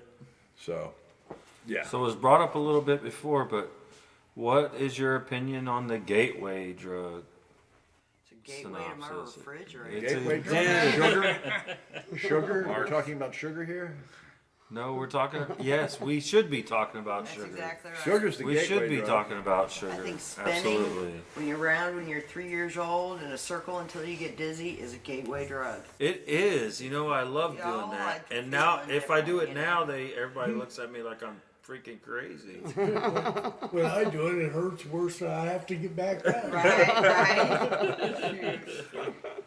And maybe, you know, Holcomb said he did it, so it was a gateway to politics. He's Gateway to politics. Holcomb's not going to be reelected. Here's what's going to happen. This is my opinion. He's been tapped by Trump to consult on labor. Indiana is number 4 in the nation of unemployment, of having good labor going on right now. Holcomb's done a good job on that front. So Trump has tapped him as a consultant. Now, the reason he tapped him as a consultant is he's going to probably have to fill some vacancies. That's going to happen here real soon. Okay, so Eric's going to leave. This is going to put our lieutenant governor in as governor. Okay? Now, she's going to look good and shiny because she's done nothing. She will automatically get reelected on the Republican ticket in this state because she's the first female Republican to run. All politics. Yeah, so this is, you know, so Eric's not going to be around to really follow through on this because no one has heard one word from Eric saying, when I run on the next election, every stinking politician has mentioned what, you know, has given some hints. Eric has given 0. I like how you pretended look at the watch you don't have. Yeah. It's a great one. It's a Rolex. That's an old Chevy Chase man, Anyways, by the way. go ahead. Yeah, so Eric's going to go. And the progress of how we accept cannabis in the state is going to be 2024 and then 2020 and 2024. By the time this session closes, the hemp will be growing. Mitch Daniels' kid will give out the seeds, the seed commissioner, because you got to fill out the forms at the seed commissioner's office to get the seeds and meet the requirements. We'll start having harvests. And then comes the game of what do we do with it? Hi, we've got farmers everywhere. You just harvested. Where are you taking it to? Who are you selling it to? You got anybody yet? There's no buyers. There's no broker coming out saying, I'm going to buy it. Everybody in the state wants to grow it, which is a great thing. I want them to grow it. I want everybody to grow it and be happy. But there has to be a brokerage firm that calls the price of ton per day, just like any other commodity. And that brokerage firm is going to have to say, I'm sorry, we're only getting 600 a ton, or 300 a ton, or 100 a ton, whatever the going price is for that day, just like we do with corn, soybean, and everything else. So it's a futures, it's a futures trade. Right, so we're going to have a big cluster bungle on the first couple harvests, People are going to have to decide, I have harvested it, am I going to merchandise my own stuff, or am I going to go with 3 other guys and merchandise us? Or export it to China. Well, there's no reason to export it to China because we're getting theirs. I know. Sounded good though. Triform Technology up in northern Indiana. They have 22 containers coming to Indianapolis from China or Canada every week.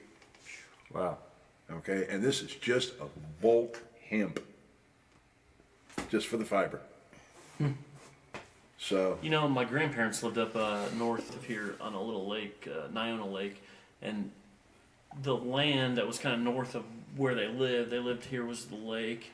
They lived here, but up here was a old was a forest, like a wooded area that had grown over. They used to produce hemp, maybe back in the 40s. I want to say it was like for the war, for the maybe war for effort.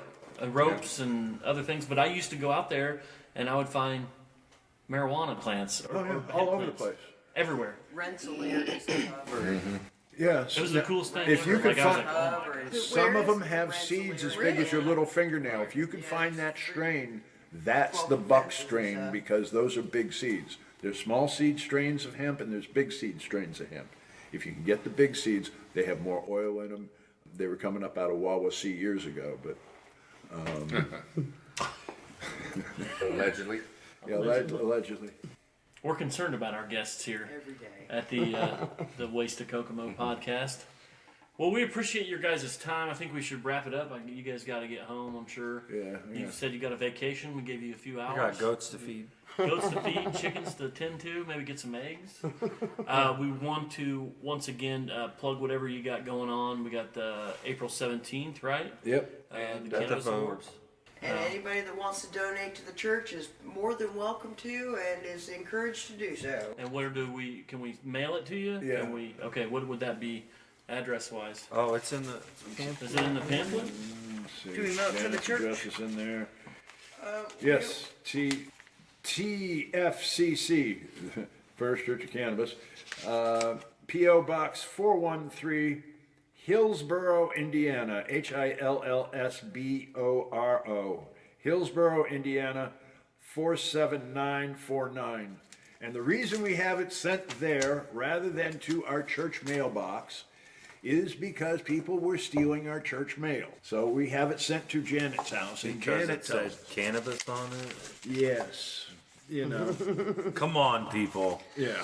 Use your brains. Wash your hands and don't take church mail. What'd you say the neighbor doing? The neighborhood has done all sorts of stuff to the church vandalism wise. Yeah. Yeah, There's, sure. And it's stupid kid stuff, Spray it's painted the pulling sign gutters- several times. pulling gutters down. Do they at least the spray paint it signs green? And they got bored with it eventually, so that's good. But So, yeah, we're going to wrap it up here. Thank you guys for coming.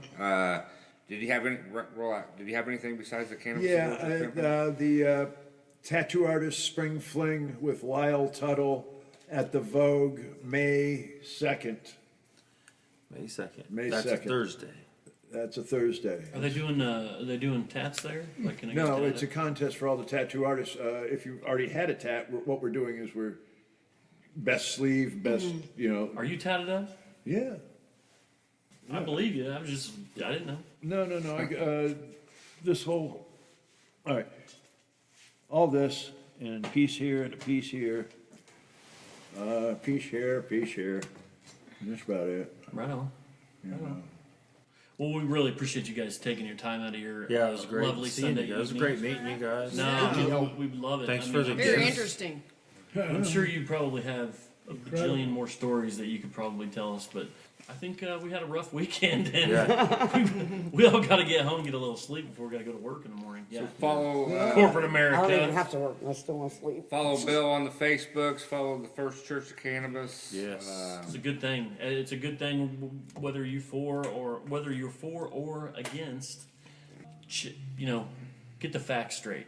Yeah. That's what we're asking. That's what Bill wants, and we're the same. We're on the same page because if you get the facts correct, then this would be decriminalized pretty quick. Yeah. But Wouldn't even be it. wouldn't be. No, I mean, I want to send, our Indiana State Police into the fields to destroy poison ivy, not cannabis. Exactly right. Absolutely. I agree. Poison ivy is the devil.